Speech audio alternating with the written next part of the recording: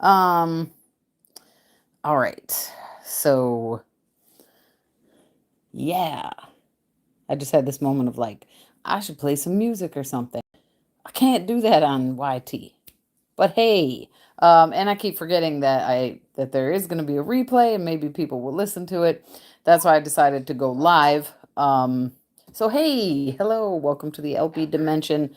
I am your guide, LP. Today is the 27th of March. My goodness, 2026.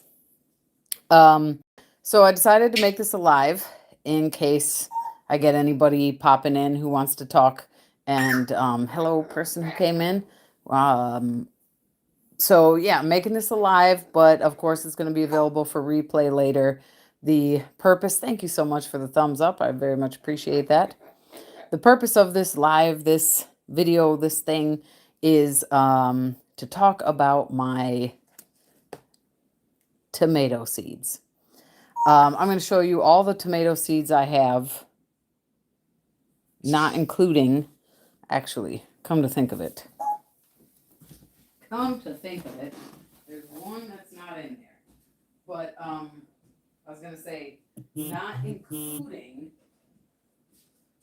seeds that I saved. Um, my own seeds that I've saved. So I'm gonna show you the packets, but I might well be growing some of these tomatoes from seeds that I've actually saved. Okay. So I'm going to show you all my tomatoes. This is also sort of a precursor to my Seed Table Talks episode 10, which is going to be posted on time this week on the 29th of March 2026, and it's going to be about tomatoes. And for that video, I'll have made my decision. So I guess I'm sort of doubling content up about tomatoes. But all right. Right. So I'm going to show you all my tomatoes and all the tomato seeds that I have, excluding the ones that I've saved. And I would like to hear back from you, from the viewers. Hello, welcome in. We're talking tomatoes. I would like to hear back from you, the viewers, either now in the live or on the replay in the comments. And let me know what you think about any of these tomatoes. Let me know if you think I should grow them, if you've grown them and what you think about them, or you just really want to grow them. That's the purpose of what I'm doing here. I think I also am going to, I feel like dropping some seeds as well. So hello. So I want to drop some tomato seeds now, because we're about 6 weeks out from our average last frost date.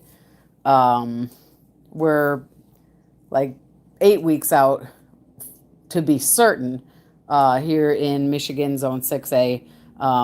8 weeks to be certain of no frost. So, but I do want to, I want to drop some tomato seeds now. But then I'm like, gosh, but if you want people to interact with you, you want people to tell you what, give you some suggestions, what they think, whoa, you should grow, then, anyways, whatever.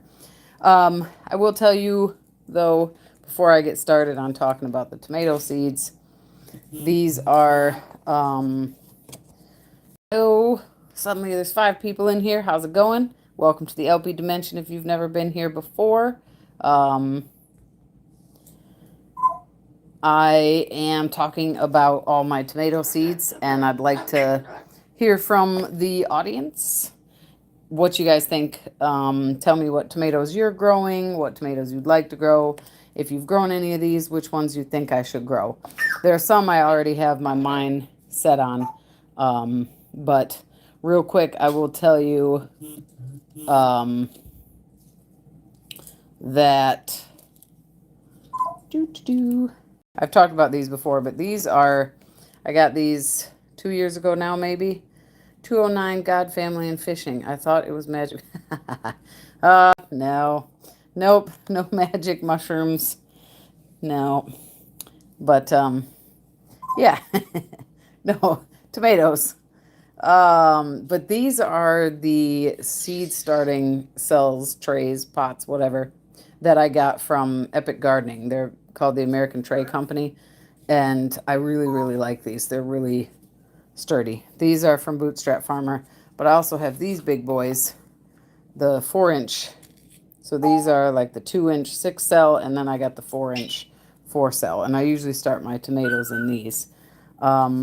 So what I want to show you real quick is this is what I started yesterday. Um, God, family, and fishing. Sorry, I didn't address you more properly. If you're still in here, welcome. If you feel like sharing whether or not you're a gardener, I would love to hear that. And are you growing any tomatoes if you do grow? But yesterday I intend to grow kohlrabi direct sow, but I do want to intentionally start some just to kind of see the difference, because I thought I had purple. I'm probably going to find them after I do this, but I got these from Baker Creek, Delicacy White.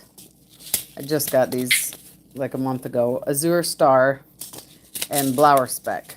I'm really curious how different these really are, because then from M.I. Gardner, I also have White Vienna. I had purple. I could not find the pack for the life of me, so it might turn up, but I do have, oh, and I should have checked. Are these brand new? Yeah, these are from 2026. Shoot. Okay, well, I'll use these. I'm not really in a position. Okay, I'm in the studio. Okay, yeah, good for you. Definitely. And, if you haven't heard and you want to, if you got a pot, you can grow herbs, your herbs. I mean, cooking herbs. uh, but yeah, that's a great dream to have. And I'm sure you will get there. I'm sure you will manifest that and make that happen. And I hope you do. But you could also grow some stuff in a small pot in your kitchen window if you wanted to, or get an Aero Garden, a small hydroponic unit, and put it on your countertop. Those are parrots in the background that are troublesome. But thank you for commenting. I do appreciate that. Yeah, for sure. I wish you all the best in that journey and achieving that goal. So I do have this from M.I. Gardner. These are 2026. Pretty sure I have a 2025 packet. But I think I might go ahead and open these since all of those are 2026 as well. So while I can't find my purple Vienna, I have these three. This is white kohlrabi I harvested from bed E out in my garden in 2023. Then I have kohlrabi from bed C in 2023. And I have kohlrabi seeds from bed C in 2022. So that's what I'm going to do for comparison. So yesterday, I dropped the Delicacy White. I dropped at least 2 in each hole, so 4, so 8 of each. The Azure Star and the Blower Speck as well.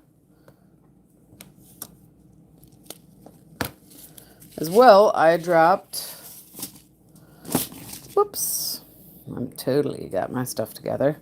Hello, everyone. Welcome in. I'm showing you real quick some seeds I dropped yesterday, and then I'm going to talk tomatoes. Tomato seeds. Yesterday, I dropped in Black Forest Ruby Dahlia in both of these, and then Wild Tiny Loofah. Let me show you. These are both new to me. The Black Forest Ruby Dahlia is actually on the cover of the Baker Creek catalog this year. And last year was the first time I successfully grew a dahlia plant from seed. So I'm excited about that. I was not able to properly. I dug up the tuber, but yeah, it dried up. I obviously didn't properly store it. Anyways, I started those. I'm excited about those. I love that the leaves are black. And then I also started these. Wild Tiny Loofah. I've never grown loofah before. And when I saw these, I'm like, you know what, let's try with the little loofahs. And then these can be like little scrub daddies. Yay. Okay. Let's see, it says add a Q&A sticker. All right, let's do it. Are you growing tomatoes?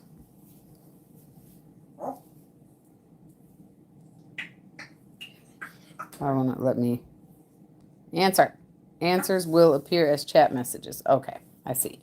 All right, let's go ahead and drag here to end the Q&A. So I guess, can I put it up here?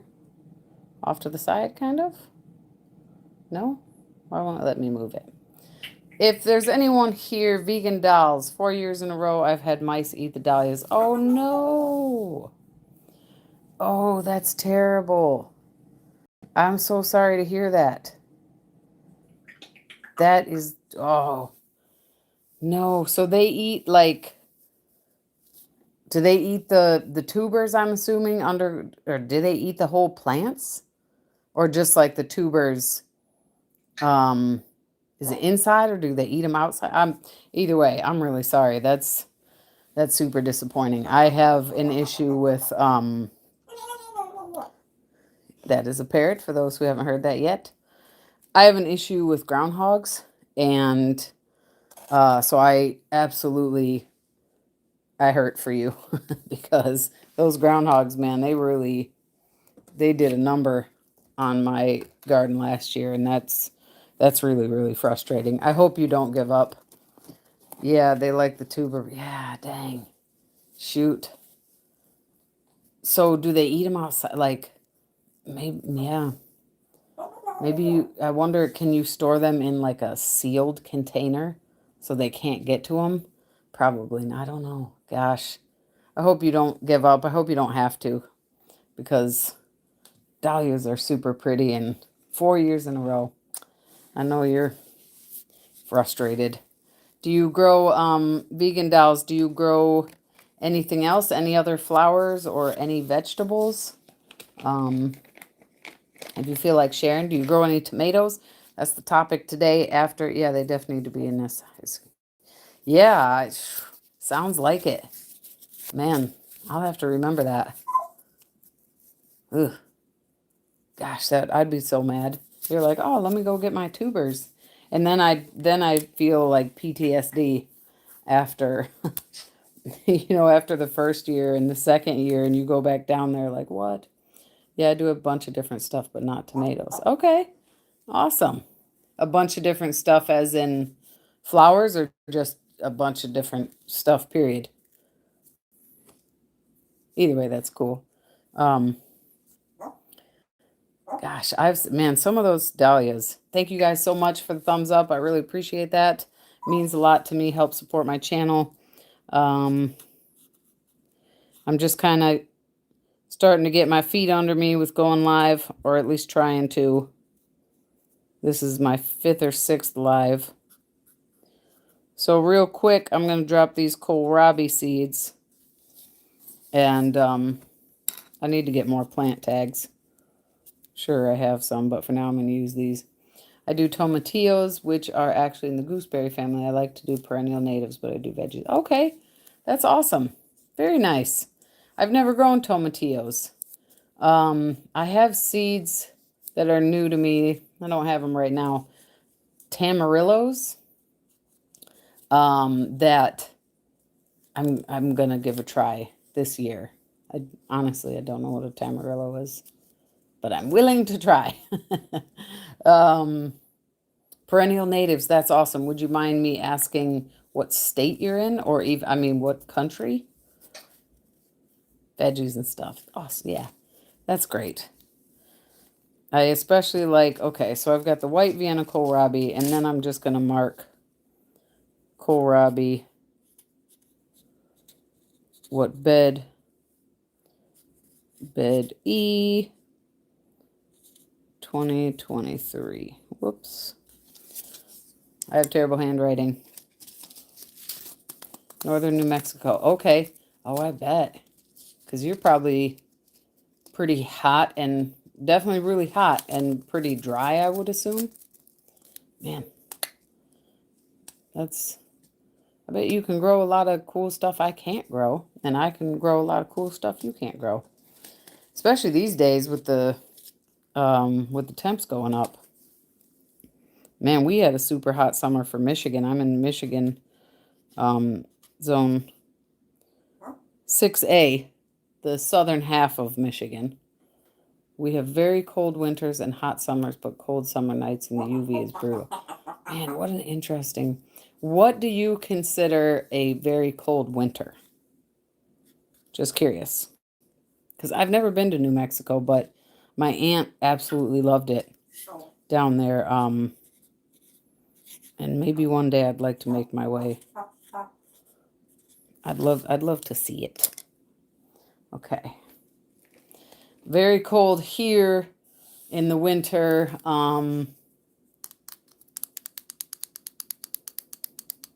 We got to -13 one night. Couple nights in a row we were negative double digits, not including the wind chill.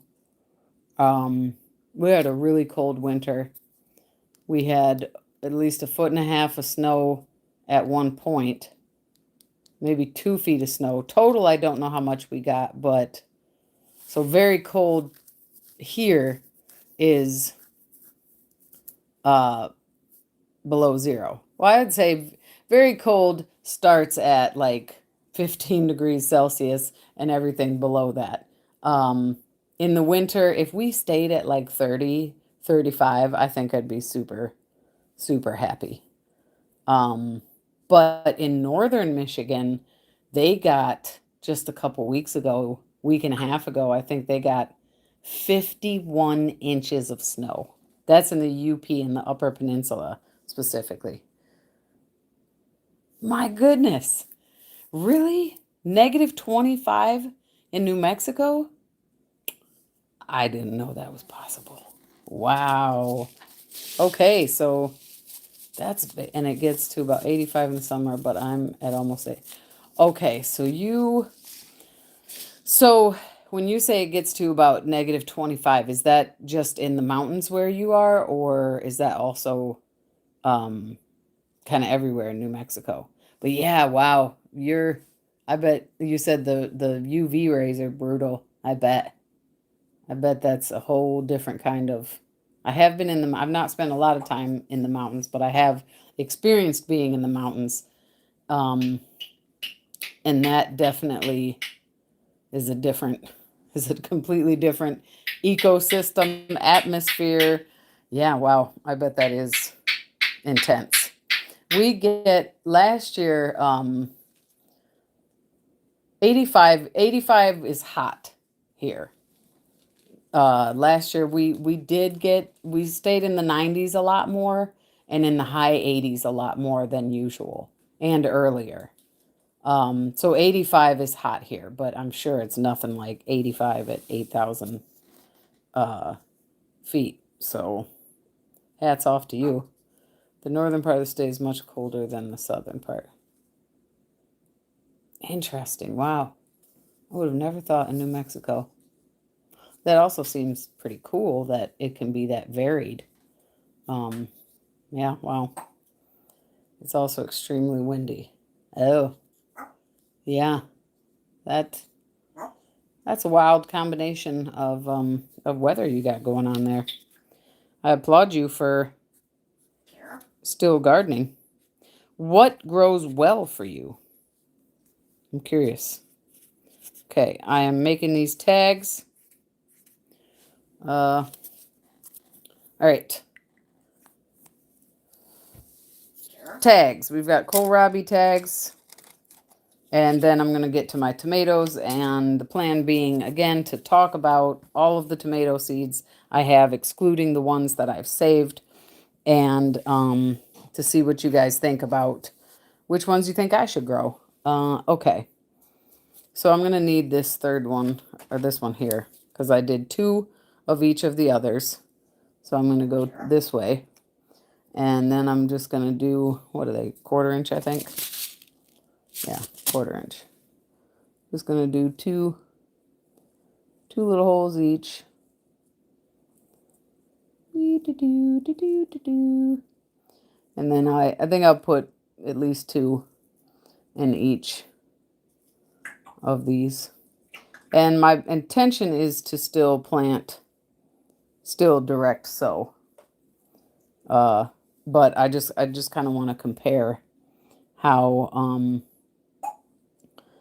compare and contrast what these different kohlrabies, if they even are that different. Should be interesting. The only veggies I grow in ground. Okay, pumpkins. I do everything else in bags under a shade cloth. All right, nice. Good for you. Yeah, there's a gosh, I can't think of her name right now. I'm sorry. There's High Country something. There's I think she's in Arizona. A high altitude gardener on Instagram who I have to go check her out now that you've mentioned. Now that you're in here, I'm thinking about it. Yeah, good for you. That's cool. So do you get those critters? What are they called? The javelinas. They look like crazy crazy warthogs or something. 60% shade cloth, and I had a massive. Oh, nice. Yeah, I bet your peppers do well. That's awesome. Massive pepper haul. No, okay. I've never seen one, but I mean, I've seen pictures. I heard about those. I was like, oh my God, I thought groundhogs were bad. That's the problem I have. Okay, this is bed C. So these are from 2023. I'll probably actually drop drop at least 3. And I still got some of the hulls from saving the seeds. But I let my kohlrabi, let it go to seed, and then I save the seeds. So again, this is bed C, summer of 2023. I'm going to drop 1, 2, 3. That was more like 4. Yeah, that's cool that you have that option. Massive pepper haul, that's all. What kind of you don't feel like you have to keep talking to me. I am a big lurker because I like to just listen and do other things. So I always think about, now that I'm going live, like, am I talking to people too much? They want to get on with their day and I'm just talking to them. But if you want to chat, well, I am going to get into the tomatoes soon. Yeah, that's awesome. I am growing sweet and hot peppers. Do you grow sweet and hot, or just sweet, or just hot? Okay, this is bed C. Yeah, bed C 2023.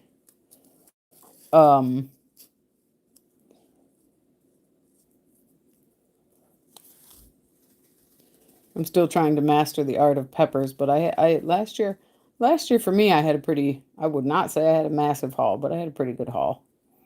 My tomatoes did not like last year's heat. Let's put that over there. All right, next we'll do the white Vienna kohlrabi. These are brand new, so I'm going to try to only do 2 of these in each hole.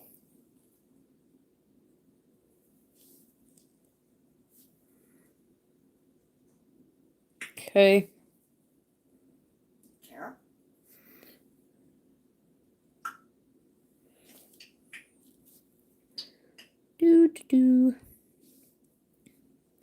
I don't have a need for shade cloth. I mean, last year, I guess. Oh, shite. Oh, no. That's not good. Okay. Here's what I'm going to do. That's why I don't usually, I shouldn't have put all the holes in there. Did I? I'm going to grow more of the white Vienna because I was going to grow more kohlrabi anyways. So we'll just grow a whole bunch of the white Vienna. I do like kohlrabi. Last year I didn't. Did I even try to grow it? Hopefully this year I have a better shot. Okay. So the Wickershire project. Hello. Do you want me to say all I know about peppers? How we start them? So peppers do not like cold sill whatsoever. Soil needs to be warm, 68 or... Thank you. Yes, I am aware. So no, you don't have to go into that. I do appreciate the offer for sure. I was talking to the person above you, Vegan Dolls. She is, or I'm sorry, I don't even know that they're a she. They are in New Mexico in the mountains. And so they said they had a massive pepper haul. And so I was just kind of rambling about peppers. So no, you don't have to explain that to me, but thank you. I do appreciate the offer. I've actually started all my peppers. There might be one or two that I still want to start. I have them sitting over a heat vent. 50% of them, I think, have germinated.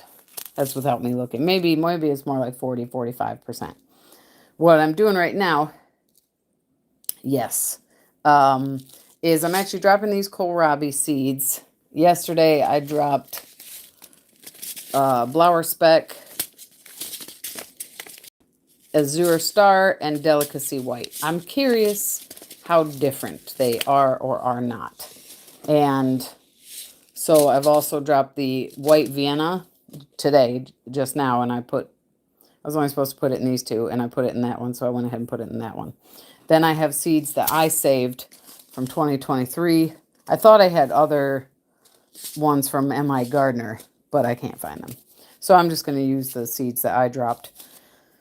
And I just want to see how different they are. Make a name, will sell. How old was the seed? Oh, mine?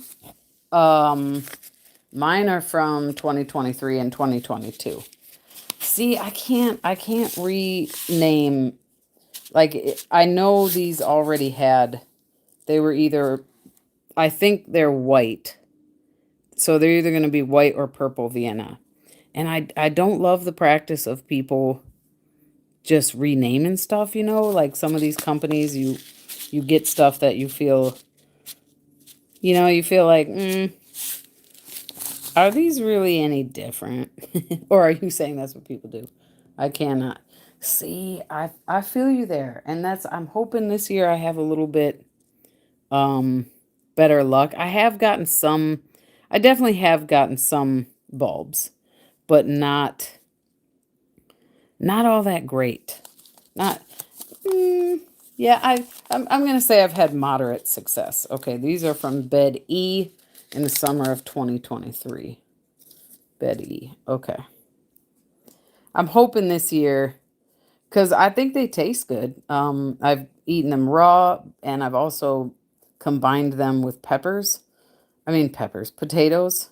and made a, thank you so much for the thumbs up, and made, I know they got to sell things, but, sometimes I get a little bit on my moral high horse, and I just feel like, but you don't got to be dishonest. Like, I don't know. I don't, I'm not a fan of that practice. If it's already got a name, use the name. Because I'm also a nerd, you know. Maybe you don't know that, Wickershire. I have seen you around. I can grow star and moon water. Okay. But I will sell them to you as... Yes, I know. I know exactly what you meant. I know exactly what you meant. And that's what I'm saying. I actually kind of hate. No, I don't. I don't kind of. I really dislike that that people do that because I'm a nerd. So, okay, this one's done because I planted too many. So, I'm just going to know that those go to that because it's facing that way. Okay. So now we're going to do, I don't want kohlrabi in all of these because, like I said, I am going to direct sew some of these. Or maybe I should just go ahead and, okay, we'll do that. If they drop the Latin, it is what it is. But see, they love the sheeple. Seed companies are afraid of you. Oh, but see, you said that you'd sell them to me as, or perhaps you're being sarcastic. And since we aren't speaking, I don't know that you're doing that. Yeah, like, okay, so G Mama Grows sent me champagne bubbles seeds, tomato seeds. And I've been wanting to grow champagne bubbles for, this was back before I realized that I could just get on Amazon and buy. So I thought, oh, I got construction paper. I'll just make, no, this is, I mean, it works, but no. And champagne bubbles, to me, tasted and looked very, very similar to white cherry tomato. And I love white cherry tomato. So I liked champagne bubbles. But I'm like, what really is the difference? And what's another one that I've seen? Oh, I'm wondering about Brad's Atomic Grape and some other, I just think that's shoddy. I'm a nerd and I want to know what the actual variety is. I don't want to sit here and have you tell me that, right? Like you said, moon and stars. And then you're like, oh, but this is cosmic sense. I'm going to be excited and be like, oh, cosmic, whatever. But really it's not. It's moon and stars. So we don't ever really get to know, like, what is the variety? I was making a point. Coloration, Brad worked hard on that. He crossed things. Yes, you made a good point, and I do appreciate it. I do know you have a good sense of humor, too, I believe, because I have seen you around the streets. Oh, no, thank you. Spam calls, no, thank you. The coloration. Are you... Okay. I've tried to grow Brad's Atomic Grape, and I've grown the plant 2 years in a row now. And I think only once did I actually get a fruit. Maybe twice. It didn't look anything like the picture. But I'm dang old enough to look at that picture and know that the colors have been enhanced. And whatever. I don't love that either, but, Baker Creek, it's their company. I am sure they do look cool in real life. That cool, but I don't believe.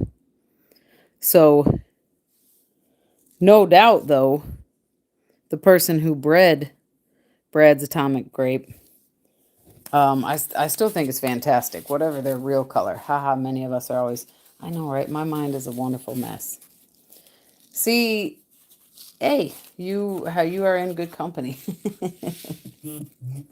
My mind, my life is a wonderful mess.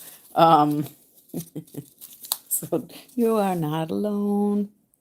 No, I'm not going to start singing Michael Jackson to you because the 4 people in here would leave.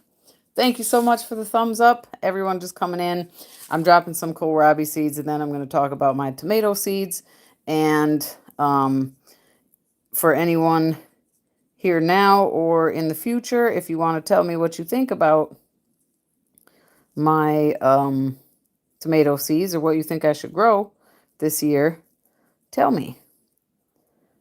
There are some I'm already set for sure I'm going to grow on, and it's just a good way to talk to people. I might start growing stuff before. No. Okay. So there we have it. These are seeds from 2022 that I saved.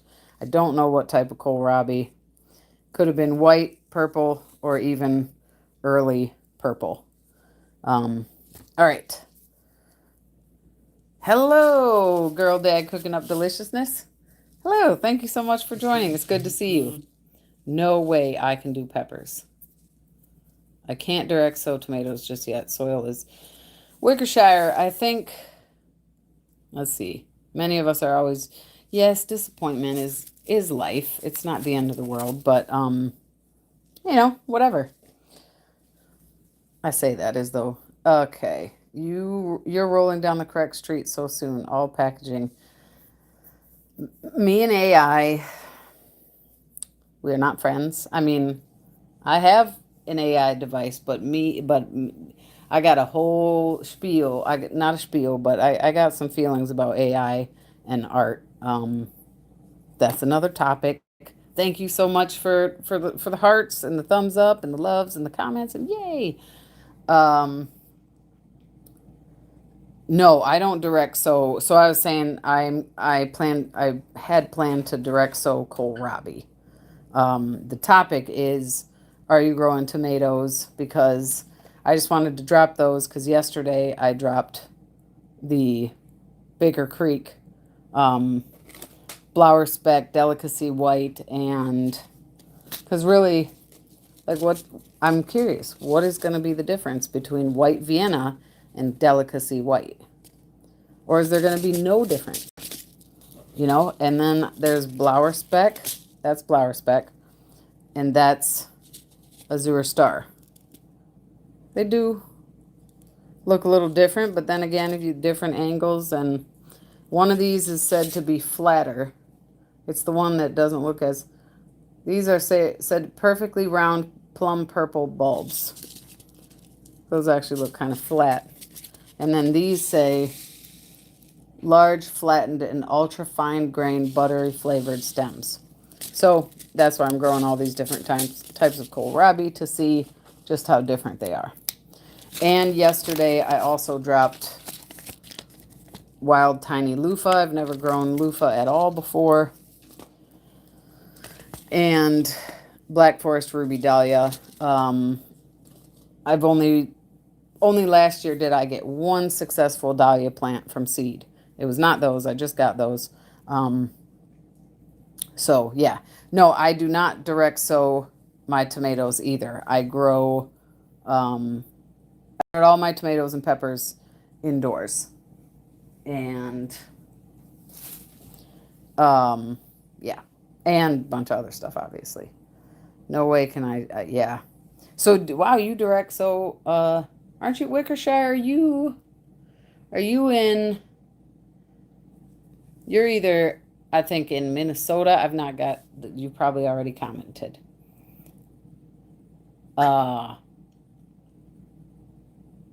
Minnesota, or you're in Canada, or that's a parrot, or Wisconsin, maybe. I don't think so. I don't think you're in Michigan. I could be wrong. Also, seed company. Oh yeah, they do. Photo edit with a pro. They sure do. I mean, the Brad's Atomic grapes have been out for a while, and I think we've all long since looked at them and been like, that's a great picture. But like, hey, that's good marketing on their end because I'm sure a whole bunch of people bought these because they wanted these neon colored glowing tomatoes. They're like, do they really look like that? Anyways, no difference. You let me know. Oh Lord, loofah. Oh no. Why not? Why oh no to the loofah? I dropped a few different varieties of tomatoes too. They should be ready to go outside. Oh, nice, girl, dad. I should know where you are as well. And I'm forgetting. I'm sorry. You're obviously in a warmer place. Are you in California? No, I don't think so. Georgia? Um, yeah, because I haven't started my tomatoes yet, and might be able to put them out in the middle of May. Guaranteed June 1st, we should be good, but not 100% anywhere in May. We asked my buddy David for a few loofah seeds. Yeah, give me 2 or 3. Oh my goodness, 1,500. That that was a few seeds. That's cool. Tennessee. Oh, why did I think you were somewhere cold, Wickershire? I thought you were somewhere like Tennessee 7A is not even close to cold. Okay, well, all right. I should make a list of all the people all the gardeners I follow, and then I can pretend I remember everybody. Okay. Southern California. All right. Yeah. So you're definitely originally from Boston. Okay. That is colder. Um, okay. Very. So we've got a nice little mixture here. Tennessee, Michigan, massive big trellis. And you're talking about obviously the full grown loofahs. Yeah, I've heard they get pretty crazy. See, I got groundhogs, and this year I'm gonna win. This year I'm gonna win. Last year they got the W. This year, mm-hmm. All right, I should hurry up now and get to the part that this live is supposed to be about. And I always wind up being on here for over an hour, and I said I wasn't gonna do that, but I'm a mess too. Okay, so 11 feet wide. Whoo, that is nice. 7 feet tall, 33 to 40 feet long. Oh man, Phew, that's nice. We will eat them young. See if I like loofah. All right, tomatoes. Let's go. All right. So tell me if you've grown these, if you want to. Okay, if you've grown these, if you like them, and let me know what tomatoes you think I should grow, and I'll tell you the ones that I'm definitely growing. Roma tomato. That's all these say. These were actually part of a collection of seeds that were gifted to me on my birthday. I've grown Roma before. They're okay. I like Roma, but Aurora blue tomato. I grew these last year. They're very pretty tomato in terms of flavor. They're kind of just meh. They're prettier than they are tasty. White Queen tomato. I grew these last year for the first time. This is a slicer tomato, and this was really delicious. It reminded me of the flavor of like white cherry, but in a slicer form. And these are white cherry are a lot more pale yellow. These were a little bit more. They were more pale, but I did like those. I don't know what these are. I got them for free, but they say variegated PL, but I know those are tomato seeds, so I should grow those just to see what they are. Hello, Mr. Sweet Time. Hello, and welcome in. Nope, on White Queen.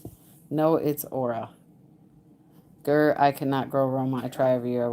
I grew Roma my first year officially gardening in 2020, and they did okay. It wasn't those Roma, but they were all right. I okay, you I see I liked White Queen. And hello, Mr. Sweet Time. We are talking about tomato seeds. I'm going to show you guys and anyone else who's just come in the room. Thank you so much for the thumbs up. I'm talking about all the tomato seeds I have, excluding the seeds that I've saved. Um, and I'm just curious people's opinion and what you grow. And yeah. Okay, so variegated PL. I should probably grow these, figure out what they are. And I'm assuming that variegated is referring to the leaves are going to be, whoops, okay. The leaves are going to be 3+ years, maybe 4. My Roma. Well, if you want to grow them, give it a shot. I'm bad about labeling. I never remember where to make. See, I've done that with some plants, but I like to nerd out and know what's what. Once they get in the ground, and once they start producing fruit, I'm pretty good about remembering what they are because I grow so many different kinds of tomatoes. But I really like to know what they are so that when I save the seeds, I can, I know what I'm saving. Variegated striped flesh. See, I was stripped flesh. Pause. Okay, sorry. Um, it could be, but it could also be the leaves. Could be variegated leaves. Black cherry tomato. I grew these. I don't think, did I grow any last year? I don't think so. These are tasty. These plants get pretty big. They will spread out a lot. Dr. White cheese, I don't think, I think 2 years ago when I grew this plant, um, I don't think I ever got a fruit off of it. I don't remember what happened to it, but Shima Fury, I grew these for the first time last year, and the fruits did not look like what I thought they were supposed to, like a little cherry tomato. And I asked some other people, I made a video, And I got a comment or two saying, no, I don't think those are Shimofiri, and they didn't look like what I Googled. So maybe I should grow them again to see what I get next time. But they weren't, they were okay tasting. Moonlight Mile Pink, this was a freebie. So I don't know what that is. I mean, it's a tomato.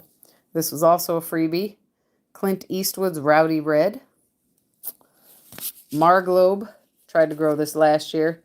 I had a lot of trouble with tomatoes last year due to blight and heat. Dr. Wyche's, yes, low production. Okay. No to black cherry. You have fat fingers. Okay. No to Shimofiri. No to Moonlight. Okay. Do me a favor, and please, if you could, please let me. When you say no, let me know. Have no somewhere in there say if you. I'm gonna assume when you say no, it's because you've grown them before. But tell me if I should assume that, or if you're just saying no because that's just your vote. Just help me out. Marglobe. Okay. No, I have not grown any. Okay, gotcha. So you're just saying no. So if you have grown them, like you did with the Roma, let me know. Hello. Thank you so much for the thumbs up, guys. I really appreciate it. We are talking tomato seeds. G Mama Grows. These are the Champagne Bubbles tomato I was talking about. Those were delicious. They very much reminded me of, I grew them at the same time. I had a white cherry plant, and I'm like, I don't know the difference between these two. That being said, I also don't have a very strong palate, as in my taste. So you could never take me to like a wine tasting and I'd know that, oh, this is very peach and Skittles tasting. No, I'd be like, this is okay. Paul Robeson, I actually got these seeds from Growing with Hudson, which was super nice of her. And it was for a challenge that I think it was GT Junior who was growing. He was doing a Paul Robeson challenge. I believe I got like 1 or 2 fruits off of this plant. And then I grew it again last year. And while I do enjoy the smokier umami kind of savory tasting tomatoes, this plant was not as productive. Granted, they were pretty well crowded in my garden as, let's see, Go Fish. Oh, wait, but now you can see. Blah, blah, blah, blah, blah. Black from Tula is what I'm looking for. I also grew Black from Tula tomatoes last year. And here they are. Also a sort of smoky umami tomato. And this plant was more productive. And the flavors were similar between this and the Paul Robeson. I think the Paul Robesons were a little bit redder. I did do a video showing the two. But I think I prefer the Black from Tula more than the Paul Robeson. We grew Goldilocks cherry, and it took over massive plant. Sour. Oh, low bricks. You know, I was going to get one of those little things where you can test the bricks. I forget what it's called. It's not spectrometer, but it's something meter. I was going to get one of those. I thought it would just be really cool. Have and want to grow bubbles, but never have. I would recommend it if you like yellow tomatoes and you like sweet tomato. I would recommend it. Grew it, but did not get any Paul Robesons. Have not planted this year. Refractometer. Okay, thank you. I got the meter part right. I use that in brewing beer. The refractometer. That's cool. Mr. Sweet Time. Okay, so you haven't started any of your tomatoes yet. Mr. Sweet Time, would you mind me asking what state you're in, what zone you're in? I'm in Michigan zone 6A. Yep, all right. Hey, cool. Good for you. I'm not a beer drinker, but I think that's really cool. Okay, now this one I am almost certainly going to grow. This is one of M.I. Gardner's new varieties for 2026. I got 3 of the new 2026 varieties. And these are apparently about 3 or 4 inches long. So they're a little bit bigger than I thought. Doing Tomatoes TLK brand. Hello and welcome in. Thank you so much for coming in. You're doing tomatoes in 2 weeks. All right, awesome. Yes, right, girl, dad. Don't they look great? I think so too. I'll read it to you just cause.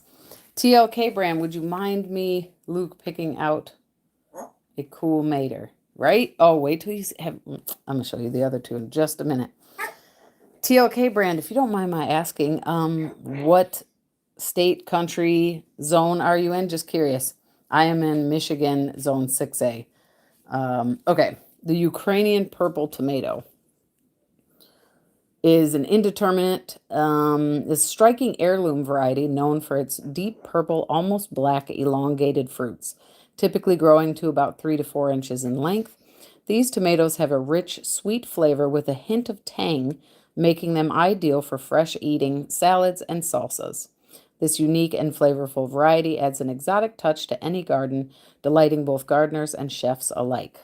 So, girl, dad, this you might be going to the website soon. So that one is a definite yes for me. Um, here is this is not new for MI Gardner, but I've been seeing this around, and I was like, that's it. Since I was ordering some seeds, I might as well get the mushroom basket tomato because they look really cool. Right? Thank you all for being in here. Thank you for the love. No pressure to comment or anything, but you're more than welcome to. I'd love to hear your thoughts. Now, here is another of the mushroom baskets are huge. Okay. I grew Delicious for a couple years in a row, and those get pretty big. For me, the Delicious, I think my biggest one was 2 pounds. And I had a bunch of big fruits, and then I came out one day and I was like, "Oh yay, I think that's ready to pick." And I grabbed it, and as soon as I turned it around, it was half eaten. I was like, these chipmunks and these critters, if you're gonna eat it, can you just eat the whole thing? Or at least like 80% of it. This whole eat half of it and then move on to the next one. No. Okay. Mississippi, 8B. Okay, cool. So we have Southern California, Tennessee, Michigan, Mississippi. So you have started 4. Rosa de Bern, I haven't heard of that. Money Maker. No, 42 Day and Sweet 100. I've heard of Sweet 100. Seeing some gold nuggets growing out there right now as well. All right. Nice. The only one I've heard of is Sweet 100. Maybe I've heard of gold nuggets, but I haven't grown any of those. 2 pounds. Wow. Yeah. The Delicious that's a big tomato. And they were tasty. So if you want some big tomatoes, I would say go for those. But okay, here we go. This is another for certain new to MI Gardner in 2026. The Blackout Roma tomato. Should be interesting to see what they look like. Because I don't usually feel like MI Gardner does a lot of enhancing of their photos like Baker Creek does. But yeah, so this is a determinant. And Blackout Roma is a variety prized for its dramatic color and rich flavor. The fruits begin with some of the darkest plum black skins you'll ever see, then slowly ripen to deep red brushed with golden stripes. The interior is a vibrant red. The flavor is smooth and slightly smoky with low acidity, low moisture, and very few seeds, making it perfect for sauces, pastes, and roasting. I'm very curious about this one. You just want your normal Romas. Okay, well, fine. You grow your normal Romas. Nah, I feel ya, but I want to see how those do. All right. Now this says it's a tomato. I think a bird bit. Did one of you bit this? The Litchi tomato. Doesn't look anything like a tomato. It's probably not, but no, okay, it is. It does say Solanum. So is it Solanum? Solanum? So it is part of the nightshade family. Cisimbriifolium. Litchi tomato of South American origin, large thorny plants. I'm definitely going to forget these have thorns on more than one occasion. to 5 feet, bear large white flowers and sweet red cherry-sized fruit. Start plants as you would a tomato. Be careful of thorns. Okay, Ace 55. I have heard of Ace 55. I've never grown them. Well, awesome. So I think this is going to be a definite. No, I know it's going to be a definite. Again, for anyone just coming in, I'm talking about all my tomato seeds except for the ones that I have saved, though I will be starting some tomatoes from those seeds, and I'm hoping to hear your opinion if you're listening to the replay. Even if I've long since started tomatoes, I'd love to hear your opinion. All right, back to pineapple tomato. This is a pretty popular one, and it is very delicious. Yeah, okay, that's all I got to say. Manitoba, I think this is a determinant. Yes, I'm struggling with, if you guys grow tomatoes in buckets, throw some tips my way, because I did last year. I added, I think it's the Garden Tone organic soil amendment. I mixed that in with my soil. I feed my plants with Super Juice and the Alaska Fish Emulsion. I add worm castings that I make. Well, okay, no, that I harvest from my worm bins. A little bit of compost. So I did mix the soil in the buckets. I am a bad feeder. This will be my 7th year gardening. I should know better by now, but I'm a hot mess. So I know last year I did do better at feeding, also because I got that Garden Tone, and I did see a better harvest in terms of my peppers. But me in these buckets just, I think I don't, the grass kind of grows up kind of tall around the buckets, and there are a lot of issues that I think are my fault, but I don't think I got but 2 or 3 tomatoes off of the determinants I grew in buckets last year. So I think lychee is an old school item, close to its original form, thus the thorn. Oh, okay. Thank you for that information. That is very cool, and that makes me feel even cooler. Okay, now I'm really curious. Feed 2 to 3 weeks consistently once you see flowers. Yeah, I don't do that. Again, last year I was better. 2 to 3 weeks. Okay. I wind up looking up and I'm like, wait, what time? Oh, I think it was like a month ago that I fed. So maybe it's peppers that I'm thinking should be like every 10 days or something. But thank you for that advice. 2 to 3 weeks. I think I did pineapple season before last. Tiny plant was in bad soil. Got small. Oh, that's too bad. I've not had like a super big harvest off of them, but they were a bigger plant, and I did have decent sized fruit. So, that's too bad. Do you think, Mr. Sweet Time, that you would grow the pineapples again? The pineapple tomato? All right, guys, let me know. Have you grown the dark orange muscat cherry tomato? Hold on. I also have it from M.I. Gardner.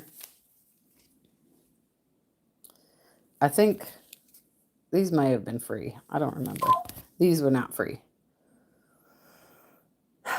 I grew these for the 2nd time last year.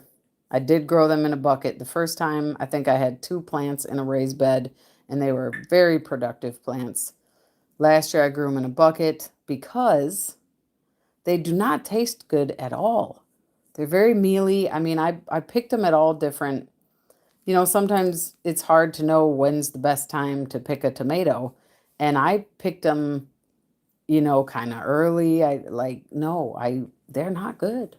They're not good. They're not good. And that made me sad because they're really super pretty. I neglect peppers, but I can. They live around my chicken coop, thus auto feed. I cheat. Okay. Okay. All right. Well, hey, if that works for you.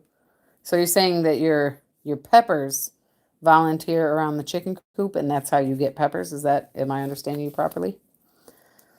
Abe Lincoln, I've heard this is a pretty popular one, I think, or at least it's an old school tomato, and I figured maybe I'll try it. This, why is this still in here? Supremo Bush Roma. This is actually empty, I think. Last I checked. And yeah, it is, because I was going to grow these last year, and I wound up growing from the other one I showed you guys earlier. These are the first Roma tomatoes I ever grew from seed, and they were okay. So that actually needs to go. I save all my empty seed packs. I plant peppers. The chickens feed my peppers. They scratch and toss soil dust around. Okay. The chickens feed. Okay. I see what you're saying. You cheat because the chickens are doing the work. I see. So it's auto. That's pretty awesome, though. I mean, I think that's a fair deal. I'm sure they have, great housing and food, and so, they're pooping automatically. Use. You're gonna have to help me with that one, because I know you're not talking about sheep, because that's EWES. Tiny Tim tomato. I grew this for the first time last year. It is a micro dwarf. I got only one plant. It was okay. They're cute. Message retracted. Yes. Okay. Like, use. This is a trick. Mountain Princess. I've tried to grow this. This is a determinant. I've tried to grow this twice now. And again, my determinants get blight like super fast. And no matter how much I did, just no. Orange Currant. I have grown this before several years ago. And they're more fun than they are tasty. Like, they weren't bad, but they're such teeny tiny little things. And in fact, I think the only one I grew was actually was red. So if I grew these again, I want to see if I can actually get an orange one. They're really cool. They don't taste bad, but they're not really anything special. And harvesting them is kind of weird. Mr. Sweet Time says, not planning to do any yellows, but one. A Zoysia. Because I think it was then... Okay. A Zoysia, because I think it was one grew until it got super cold here. I want to confirm that.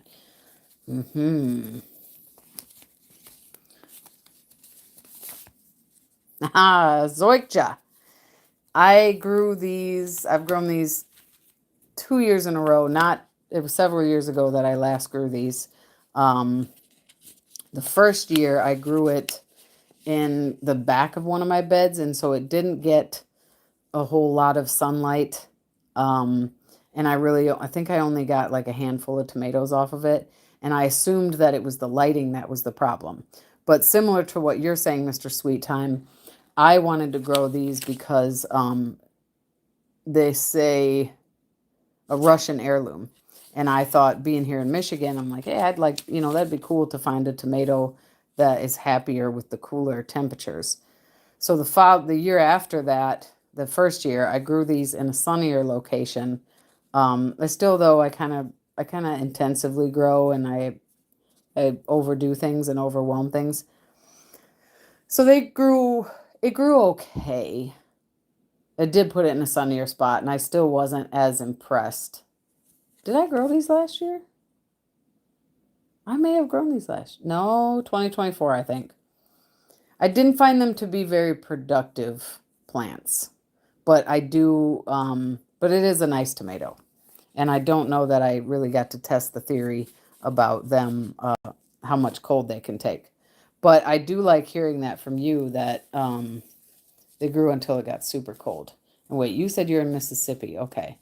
So super cold for you and super cold for me are probably very different, but similar. So I grow Tiny Tim. It's adorable. I also have Orange Hat.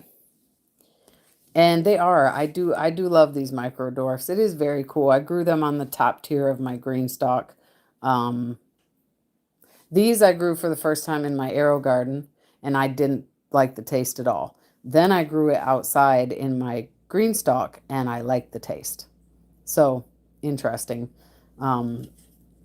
contrast there. But yeah, these are fun to grow. I think they're fun to grow. So the azoica, you make me want to grow it. Mr. Sweet Time, you make me want to start the azoica now. Maybe I'll put these out earlier than anybody else.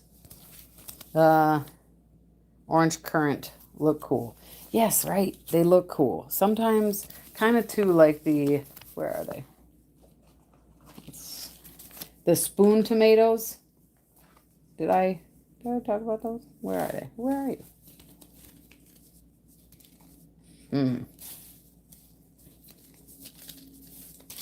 I I feel really crazy right now.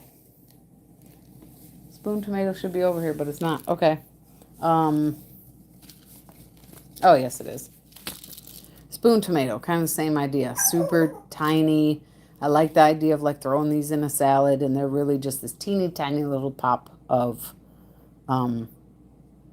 tomato. And I found these I've not grown, but the orange currant, I found that the plants kind of look as you might expect. The plants themselves, the vines look a little bit thinner, like they're a little bit thinner of a plant. I guess cut orange currant and eat them off the vine like grapes. Yeah, the trick is, they don't. I feel like um, I mean, it's pretty typical that not all fruits ripen at the exact same time unless we're talking about a determinant, and that's relative, exact same time. But I felt like the orange currants you'd get at the end of I always want to call them a trellis, but that's not what it is. The vine, Wickershire. I bet you'll one of you guys will probably know this. Um, anyways, you'd get a lot of ripe ones at the end, and then it would taper to unripe ones, and so it's kind of hard to just cut that off. And I mean they'll still ripen inside. So you're really making me think I should grow the orange currants this year. One, to see if I'll actually get orange ones, and two, to see how that goes.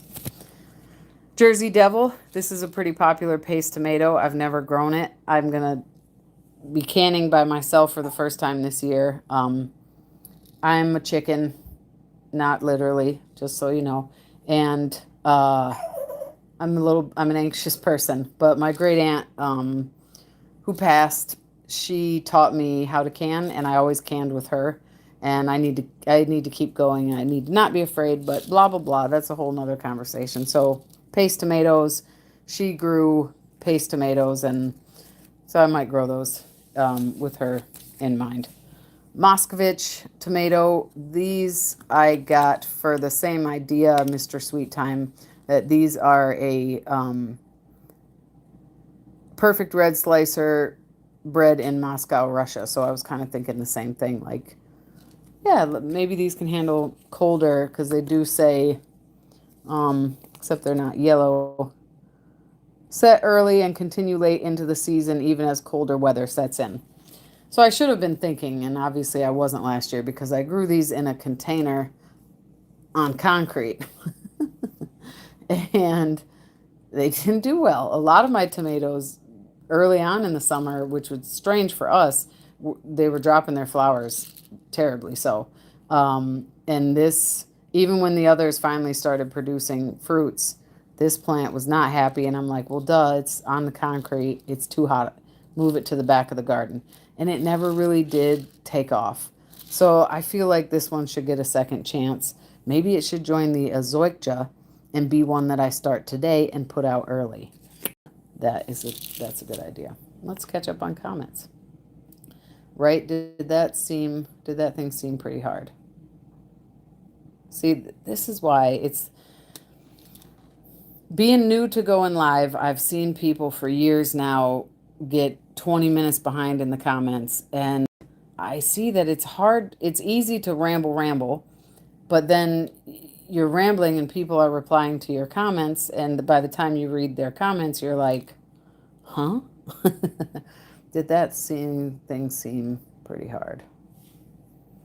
Are you talking about the azoica? Okay, I'm sorry, Mr. Sweet Time. I'm gonna need you to repeat what you're talking about. I think that was the last tomato stand. Okay, so I know what you're talking about there. Mm. You might have swayed me. I might be growing the Azoica and Moscovich for sure this year, just to test that. You're not a gardener if you don't overgrow. That's okay. Thank you, Wickershire. You have officialized it. I am a gardener. Yes, I am a gardener. Woohoo! Yay! But then I feel crazy because I'm like, I've got a million plants out here, and each tomato plant has like 3 tomatoes on it, and that's cool. But it's like a balance, between you want to have a lot, but then I also want to grow a lot. I want to grow all the different kinds, and these are just the tomatoes I have. I'm growing at least 25 different types of peppers, but I have more than that. But where am I going to put the corn? And then I want to grow the okra, and then there's the beans and the peas and the brassicas, and then all the herbs. But thank you. Yes, I agree with you. You're not a gardener. Oh no, I can't say that because my uncle, he was a gardener. He was a farmer first, turned gardener as he got older. And he was not as crazy as some of us are. Mine got super productive right Thanksgiving. Okay, right, you're in Mississippi though. That's fantastic. Wow. Yeah, I'm gonna have to give that a shot. Well, hello there, Freeland Farm. I thank you so much. Truss. Thank you. I bet you came out of the bushes just to tell me that. Hello, I hope you're doing well. I hope your weather is doing well. Truss. I'm like, it's not trellis, but it's close. Truss. Tomato truss. Oh, what holds the fruit? It's called pedicel or fruit stalk. Nope. Freeland Farm got it. Truss. Nice to know what tomatoes grow better in cooler climates. Yes, exactly. Yep, I think I tried the Moscovich as well. Nothing burger. Oh, okay. So, Mr. Sweet Time, nothing burger, as in your plant didn't grow, or you didn't get anything off of it. Yeah, start that today. I agree. No to concrete. The peppers were cool with it, but yeah, I know it is illegal to have bare space in your garden as a gardener. Thus, crack a seed. Yes, yes. Here, here. That's right. Yeah. Yep. Okay. Orange Jazz Tomato. I don't know if any of you follow Grow Joyfully in the Garden, but I think she's in Idaho. She's zone 6, I believe. Might be zone 7, but she's farther west of me. Anyway, she was raving about, she did a series talking about the tomato seeds that she had and the varieties she likes. And she was raving about these and convinced me that, well, she didn't intentionally convince me, but what she had to say convinced me I should try the Orange Jazz. Insanely big. It does, doesn't it? This beefsteak from breeder Fred Hempel is fruity and juicy with a crisp texture and complex flavor. The large productive plants require staking. Later planting Later planting and drip irrigation are recommended to prevent blight and leaf septoria. I have a heck of a time with blight, so I should start these later. But they maybe, yeah. No fruit on the Moscovich, but was not sure that was okay. Interesting. So we had did I get like a single fruit? No, I don't know. That plant was not happy. Yep, you're making me think that. Orange peach. I haven't grown these in a few years, but I did grow them 2 or 3 years in a row. Their flavor is they're okay. They actually are fuzzy like a peach. They're the size of a smaller peach. Um, I felt like their skin was kind of thick. Like I froze a bunch of them and used them in cooking, and their skin was a lot thicker uh, than some of my other tomatoes. So they're not determinate, but I felt I think they're like semi-determinate. I don't believe this says was a chance crossed by a Pennsylvania farmer and heirloom expert, James Weaver. It seemed they felt like a determinant, like all the fruits kind of set around the same time. Okay, gold medal. I just got these. I like yellow fruits. I love tomatoes, but I definitely have an issue with acid reflux. I don't do what I should do, but so I'm always kind of leaning towards. Obviously, I lean towards all the tomatoes, but I know that the yellow tomatoes are, being less acidic. That's a good thing for me. Um, Heirloom variety, celebrated for its stunning bicolored fruits and exceptional flavor. Produces large beefsteak type tomatoes that can weigh up to 1 to 2 pounds. The fruits have a beautiful golden yellow color with vibrant red streaks and marbling throughout. Known for its sweet, low acid taste, the gold medal tomato is perfect for fresh eating salads and sandwiches. This sounds a lot like the pineapple tomato. It does. See, now that makes me want to grow the pineapple tomato and the gold medal and see. I'm purposely skipping this one, and I should just go ahead and jump into it. Why am I skipping it? Because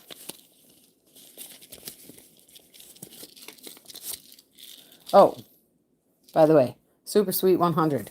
These seeds are from 2010. And that was back when I tried to be a gardener, and that didn't go well. So I don't think I ever actually got these. And I have some fruits in here, some seeds in here. I figure let's give it a shot. I've heard good things about the Super Sweet 100, Mr. Sweet Time. You said you're growing these currently, and they say they're hybrid. And I would like to actually try to grow my own varieties one day when I'm more organized, because I know you gotta protect the blooms, and you gotta make sure you get it right. But so when I see hybrids, that makes me want to save the seeds from them and see the experiment that results. So I do have these, and I am going to try these because these seeds are now 16 years old, so might as well grow them now. Okay. What I was going to say, thank you everyone who's in here. 9 thumbs up. That's really awesome. I really appreciate you guys. Anyone watching in the replay, anyone in the bushes, thank you so much. I do appreciate you. And yes, Super Sweet is always pretty reliable. Okay, awesome. Thank you. I might, let's go ahead and grow these and see if I get any of the seeds. I think there's quite a few in here. So maybe I should I was thinking I'll just dump. They're pelletized. So since tomatoes germinate pretty readily, maybe I won't dump all of them. Try to grow, drop all of them in the soil and see who comes up, because then I'll probably have a whole bunch of tomatoes. We do have Super Sweets. Not sure if we have room for them. So much stuff I want to grow this year. Plus cherry tomatoes always come up, my compost. Yeah, see, that's what, in the beginning of my true gardening years, starting in 2020, tomatoes always pop up from my worm castings. That's why I never add worm castings to my, when I start my seeds, because I want to know that what's actually growing are the seeds that I dropped and not seeds from the worm castings. Thank you. Thank you, Birdie. Thanks, Dave. But for several years, I actually would always grow at least 1 or 2 tomato, because, once they start growing, the difference between a tomato seedling and a pepper seedling. I would always grow at least 1 or 2 tomato volunteers from my worm castings, and then also peppers. And that was always fun, until it wasn't. It was fun at first, the surprise of it, but then when I'd get orange peach again or whatever, and I was like, oh man, that's cool, but so I always want to let a volunteer grow. I had a volunteer squash grow in my raised bed yesterday, and then the groundhog. So, but yeah, it's hard because the volunteers, you feel like you'll probably do better than everybody else because you're naturally growing. So I've been on here an hour and 20 minutes. All right, I should speed this up. What I want to say about the indigo rose tomato, I got these seeds in 2021, so I may have grown them in 21 or maybe 22. These were beautiful, sort of medium-sized tomato. These, I put them in a bed that doesn't get a ton of sun. And so they only turned this bluish purplish color where the light hit them. And then it took them a really long time to ripen to a red on the other side. And they did not taste very good at all. Which was a bummer because the plants, I thought they had a nice thick stem. And the plants even sort of had this like, I mean, they were still green, but I felt like they had a little bit of a bluish purplish tint to them. And yeah, the flavor was not very good at all. So then come last year, I bought the blueberries tomato, and I didn't know until later that indigo rose is actually a parent plant to this plant. Like I said, I wouldn't have bought these if I'd known that, but I'm glad I didn't know that because while these blueberries tomatoes, which they are smaller than the indigo rose, these are more like a cherry tomato, kind of on the bigger side of a size cherry tomato. They taste like a tomato. The flavor was not anything superb. It wasn't bad. It was better than the indigo rose, but it still wasn't anything to, rave about. That being said, the color though was really, really cool. They were in a sunnier location than the indigo rose. And then being a cherry type tomato, they were very productive. I had two plants next to each other. They were very productive. They did get blight, but they still did very well. I cut the leaves off, probably not as fast as I should. And they like these would get so dark that they were almost like black. The inside is more of a red color. It's not, my brain is already sidetracking. So the inside is red, kind of a darker red, but these seem to turn, I felt like they turned a lot more of the purple, dark purple, almost black color, the whole fruit, instead of really being, really kind of only showing up where the sun, but they were also in a sunnier bed. Anyways, they were really pretty fruits. I saved a bunch of these seeds. I kind of want to give them to everybody because why? Because no offense to, and I should read some comments, but no offense to anyone else, but I do not support the GMO tomato, the purple tomato. To each his own. I get it. They are super pretty. I've never seen them in real life, but I've seen pictures of them. They're real pretty. I think it would be fantastic to breed this tomato and find and see if you can't get even cooler than the purple. Probably will never get as cool as the purple tomato because they spliced purple snapdragon genes into it. But I read in the Homesteading Family, which is a blog online. A blog where else? She wrote, I think it was at least 2024, maybe earlier. She wrote a really, really interesting article about that. And my feelings with GMO have always been, we don't know. We're all still guinea pigs right now. We don't know the effects. I know GMO has been around for like 20 years, but in terms of commercial farmers and whatnot, purple tomato being the first tomato available on the market to gardeners. Now, I've since seen that they have 3 more varieties of the purple tomato, They also have another GMO tomato called the beta tomato. I don't know what they splice the genes with, but um, beta being beta carotene, and it's an orange tomato. We don't know. We don't know. Like I'm sure all of you know that maybe you don't, but plants hybridize naturally. That's how we got all these different varieties. Is even if they aren't naturally in the sense that it's a human taking pollen from one plant and putting it onto the flower of another plant.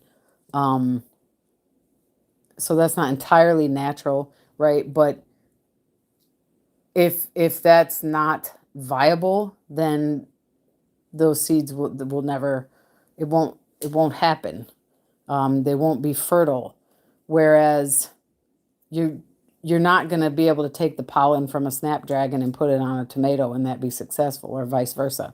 So anyways, in this article, a point that she made, and I'm not going to forget because I think it's an excellent argument against market against selling GMO seeds, is she pointed out that as you know, or maybe you don't, that the patent, the bird is, I'm watching him.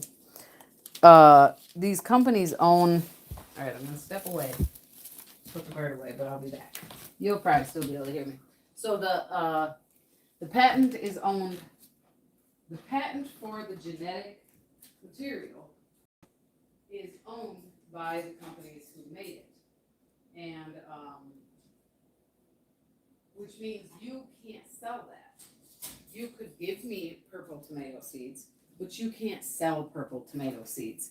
And the point that they made on the Homesteading Family blog is that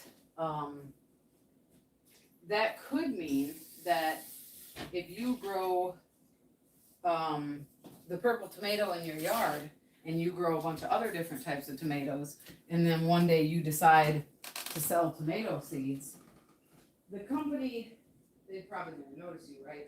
But they could technically come to you, get your seeds, have them genetically tested, and if they find any of their purple tomato genetic markers in your tomato seeds, they could sue you for selling them.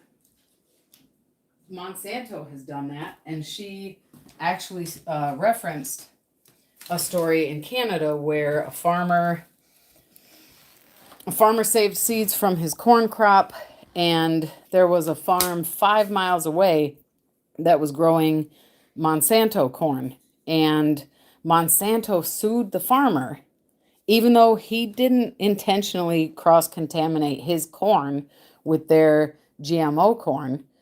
His corn still had genetic markers from the GMO corn, even 5 miles away, and Monsanto won. Monsanto won. Like, that's crooked and evil to me. So I don't, like she said in the article, I don't want to give up that control. I don't ever want to be in a position where they can come to me and be like, you can't have those seeds because they cross-pollinated with our seeds that we own. That's weird. So anyways, there's my tiny rant and why I think it would be fantastic for people to naturally breed purple tomatoes. Super long rant there. Squash are dirty like prom teens. Oh, I can't seed save due to cross-pollination. Yeah, I know. That's interesting. My squash never really get far enough to. I have saved cucumber seeds. Squash, I think I've saved summer squash seeds. But I have trouble with squash, the squash vine borer. But, this year I'm going to win. Groundhogs, squash vine borers, nope. Wondering if you did not let them sit long enough. I do not deal in dark tomatoes at the moment. I did. I think it was really a sunlight thing. I know that I've heard that, like, sort of with the Aurora blue tomatoes, they have bluish purplish shoulders, and then the rest of the tomato when it ripens turn to red, a little bit lighter red, like a pinkish red. But I know that that's definitely a thing that that dark tomatoes will be more dark where they get the most sun. Um, so I really wanted more of the indigo rose to be dark. I also did Google some after that because I'm like, was it just me or? And I found many people also didn't like the indigo rose flavor. I should drink water. Growing tomatoes are very forgiving for my. Yes, they are. I agree. I cut anything that goes wonky, always producing a new leaf canopy. Yeah, I definitely need to be more on top of it because I've had these issues with blight. Um, and those aphids out there too, man, they get me. I've discovered that aphids are also big fans of burdock, and I got a ton of burdock is a horrible weed in my yard. It's really pretty, but it's a big problem for me. But yeah, tomatoes are super forgiving. I have grown tomatoes earlier in the season in the past, and we'd have frost, and I covered them up, and I had the plants do well. So they were small plants.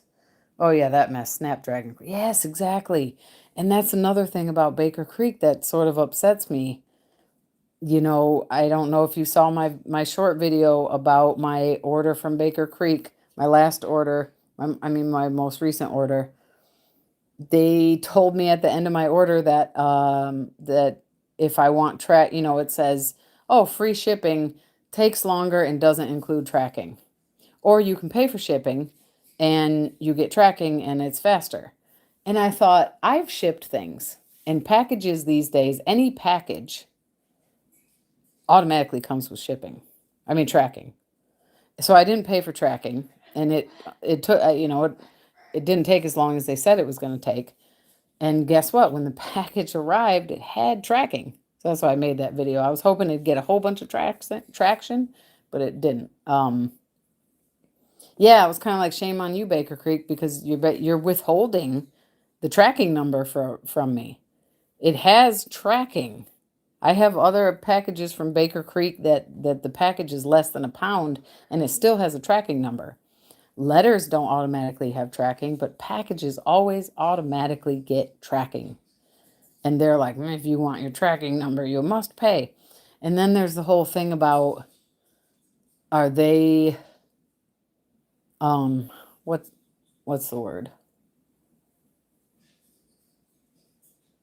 Basically, do they mistreat the indigenous peoples that they get these seeds from? And like, are they, um,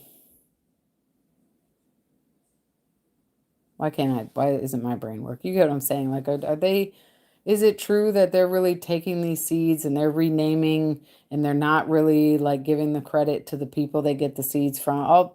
All these weird things that I've heard crop up.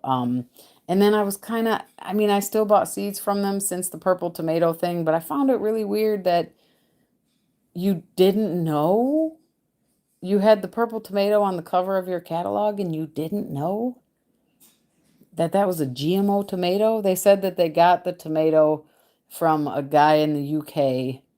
So this guy got the tomatoes and nobody knew. I don't know. I don't know. Okay. I'm sure we can trust them.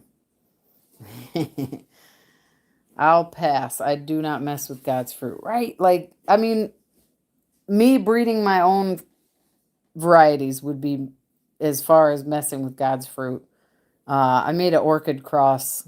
All the plants died, but it was a viable cross.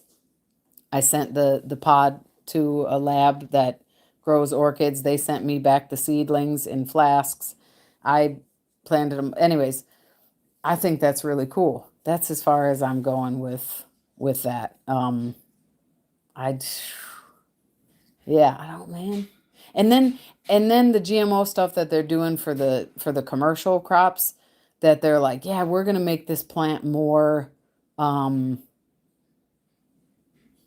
that this plant can tolerate more herbicides. No, I don't. No, No, we need to get away from using more herbicides. You're like, let's make these plants so these plants can take all the chemicals in the world. No, no. Okay. I'm getting beside myself. Make a tomato glow in the dark. Now we got, actually, I think they have petunias. Petunias or pansies. I've heard, I haven't seen them, but there are some glow in the dark flowers. So, uh, yeah, corn crosses same year. This is why you can only grow one variety. And they will grow. It's some practice. They'll grow two different varieties, one male, one female, on purpose because the resultant corn is more favorable. But then the corporations own the seeds, and they're the masters of this. And like you've got to do everything according to how it's a mess.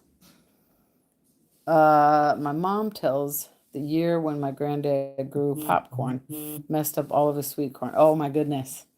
Ooh, I bet he wasn't happy about that. Back in the day when your crops were even more important. Oh, yeah, that would be interesting. I have grown sweet strawberry popcorn before. I only got a couple of I never did eat it because I was like, I should just save these and plant these. I still have it actually. The little tiny corn cob. Super pretty though. I do want to grow corn this year. But yeah, I am going to grow sweet corn this year and glass gem because I've been looking at that for years. Just plant early summer prolific zucchini. Beat the bug swarm. Say about 40 to 45 days. We are doing this because we get hammered. Okay.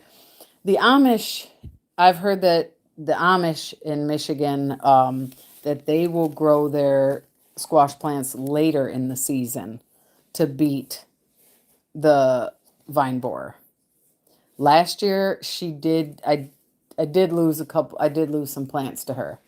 But my cucumbers were okay. Although I think not all I didn't lose all my squash, but I did lose some to her. I also chased her down. Okay. I will speed this up. I'm sorry. My summer squash and I will be going to war. Okay. To confuse the bugs, we'll be dropping at least 500 loofah seeds on the half growing acre. That's a nice amount of space. I'm very interested to see how this goes for you, Wickershire. Absolutely. um, yeah, okay. I hope that works. I feel like with the it's not chicken wire, but it's technically called hardware cloth that I have. She seemed a little bit confused when I think I only managed to squash one of them. She's a really pretty moth, but she seemed kind of confused obviously did get through, but so maybe that sort of helps me. Oh yeah, burdock leaves. That same with elephant. I do not have elephant grass. Thank you. Aphids love it. Nice trap crop. Yeah, but man, that burdock really, really takes over. And don't pull that burdock after it's dry. I have to, but I should have known better. I did that. I didn't know any better. Well, I didn't know what was about to happen to me. The burdock in my yard grows easily 6 to 8 feet. Um, and come spring, I was, cleaning that stuff up and I put it over my shoulder. Oh man, that stuff fell apart like that was its job because clearly it is to disperse its seeds. It went in my eyes. It was absolutely horrible. It was super horrible. So beware if you're cleaning up big stalks of dried burdock. Protect your eyes at all costs. Right, comes with tracking. I thought that yes, it came with tracking, but they didn't give it to me. So they're like, "Oh, if you pay for it." And the funny part is it was a big order, and I bought the whole seed catalog. So why wouldn't you? What do you? What, bulk of shipping goes ground, so go cheap. Yeah, I went with free, but they were saying, okay, hey, Joe Machismo 6594. I haven't had that issue with Baker Creek on any of my orders. Hello, Joe. Welcome in. If you're still in here, thank you so much. Good to see you. Well, I've never seen you before, but still, nice meeting you. I never had that. I've never seen that until the order I made, what's it, month and a half ago now. Um, that was the first time I've ever seen that. So I found that to be weird. I'm curious, Joe, have you placed any orders with Baker Creek in 2026? Um, Next day is crazy. Oh yeah, next day is no, right. I no, I just went with regular and it arrived within a week, probably a week later, with a tracking number. Okay, so I put burdock out last week. Okay, well, I mean burdock is good. I have met some Amish people that I might go visit this year, and I've heard that the Amish use burdock. I don't know exactly how, but they use it for like burns and whatnot. And I know that burdock root is super beneficial. I've yet to use it, but I let some grow in one of my garden beds, and that was not. It gets huge. So, Mr. Sweet Time, if you've never experienced burdock before, it gets really big. So if you've got anything growing around it, if if if you can, don't grow things close to it because those leaves get really big. It she kind of like burdock kind of turns into like a princess gown or a bride's gown. I call the one I call him like the queen in the yard because that's what it looks like. It looks like a queen with this big dress that widens out. Whoa, I'm sorry, widens out at the end. So really pretty. They're flowers. The pollinators absolutely love the flowers, but don't ever let the the burrs get in your hair or your dog's hair. Um, they'll stick to everything if you don't already know these things. So burdock, yeah, it here it's I think I presume it's native that it's not invasive, but it is, but it grows invasively. My yard is riddled with it because they have these deep tap roots, so you can't just like cut it down and yeah, I could be a burdock farmer without even trying. Um, okay, they knew. Oh, they knew. A seed company knows everything about their seeds. They're yes, right, right. Like I find it hard to believe that you didn't know about the about that purple tomato, guys. That's kind of sad. They cry ignorance to avoid public backlash that would hurt business. I agree. So apparently, one of the latest controversies I heard was they hired a guy to be a speaker at something they were doing, and come to find out he's a well-known white nationalist. Um, and they got some backlash for that, and as they should. Um, and their answer was the same that oh we didn't know, and they said that once they went and looked into him, then then they were like oh yeah shoot never mind, and they retracted their invitation for him to speak. So I get that sometimes that does happen. Sometimes, you do things that you're like, yay, and then later you're like, oh man, I should have looked into that more and thought about that more. And I'm all about giving people the benefit of the doubt some of the time. But so I'm not really all about it, but I am. Um, but it just is like, okay, so you didn't know about the tomato and you didn't know about the speaker and what is this a theme? Like I'm always late to things. No matter what the reason why I'm late, I'm just chronically late. If I worked there and was paid in the PR department, you bet you're behind. I'd say anything I could to get out of being hated on. We are sorry. We are stupid. Hey, did they? Yeah, yeah, exactly. If that's your job, you got to scramble for something. Like, well, the guy over here with no name. We don't know where he went now. I mean, he does exist probably, but yeah, he gave it to us. Actually, I was surprised though on the they now call themselves Norfolk. Healthy Produce or something like that. Norfolk Good Produce or and they're the original purple tomato. The seeds are actually cheap for a GMO tomato, which scares me a little bit. Vine borer is here when it's hot for its cycle. Sure, early or late. Yeah. Yeah, she's... Hello, Lauren Aroha, 194. Ooh, I had... Wait, I should put these here. That looks prettier. In the plastic. So it doesn't get the moisture. I had plant heirloom tomatoes. They're about an inch LOL, and I'm trying something new called Coleus. Oh, yes. Lauren, if you are still in here, hello and welcome. Thank you for coming in. Congrats on your little tiny baby tomatoes. I have little tiny baby peppers. I've not started any of my tomatoes yet. I am just talking about all the seeds I have and taking suggestions from the chat about what I should grow. Also, I welcome comments in the replay and comments later on. Coleus is not edible by any means, at least I've never heard of, but Coleus is super, super pretty. I wish I had, wait. I'm easily distracted. Coleus, though, yes, Coleus is super pretty, and I think a lot of Coleus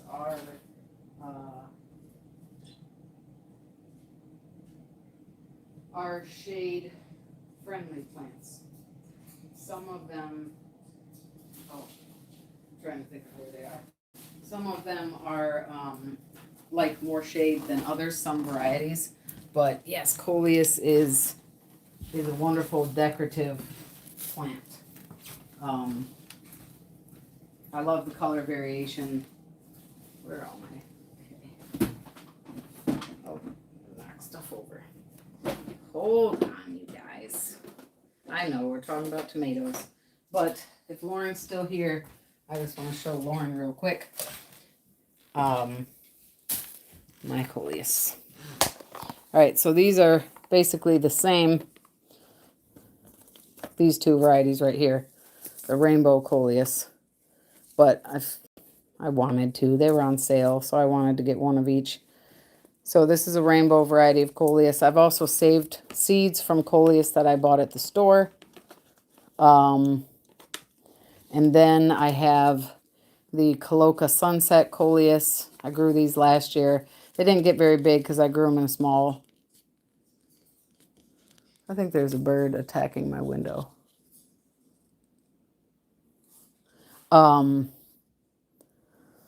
Colocas, I grew these in a container, in a pot with other plants, but they are super pretty, like they look. And then these are new to me. This is the Coloca Red Coleus.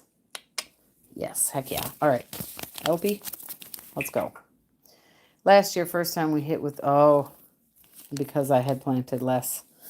Sorry, Mr. Sweet Time. I'm sorry that you have encountered the squash vine borer. I wish you all the best with that. She is beautiful and terrible, like some of us females are. I'm not saying that about myself. I'm just being stupid. Burdock is in a tall planter box. We'll see. Okay. All right. Well, yeah, you put it, that's, I mean, yeah, something with teeny tiny little nails sounds like they're scratching at the window. I bet it's either a robin or a cardinal attacking its reflection. Yeah. Yeah, good luck with that, because they will, those seeds, maybe don't let the flowers, I mean, if you want it to spread everywhere, then let it do its thing. Yeah, there's a bird attacking the window. All right. We will release a video called The Curse of the Shire. This is where we plant the bulk of loofah seeds sent to us. David thought it would be a fun experiment for this year. Hey, I think that sounds like a great experiment. I'm all for it. And I love the title. Go for it. If only you get, they're probably out there on the internet. I want you to get some hobbit feet, unless your feet look like hobbit feet, and have them be in your video. Okay. Coleus will take over a yard if you let the dropped sea flowers cut them or be doomed. See, I've not had that problem. I've only grown Coleus in containers, but I've not had a problem with them taking. I kind of wish that they would have taken over where I planted them. So that's interesting. I mean, you are in a warmer climate than me. Yep, yep. And that is a horrible sound of little tiny bird nails scratching against the glass. That's really bothering me. Maybe that's my sign that I shouldn't go much over 2 hours. I've not had that trouble with Coleus. I'm curious, Lauren, where is Lauren at?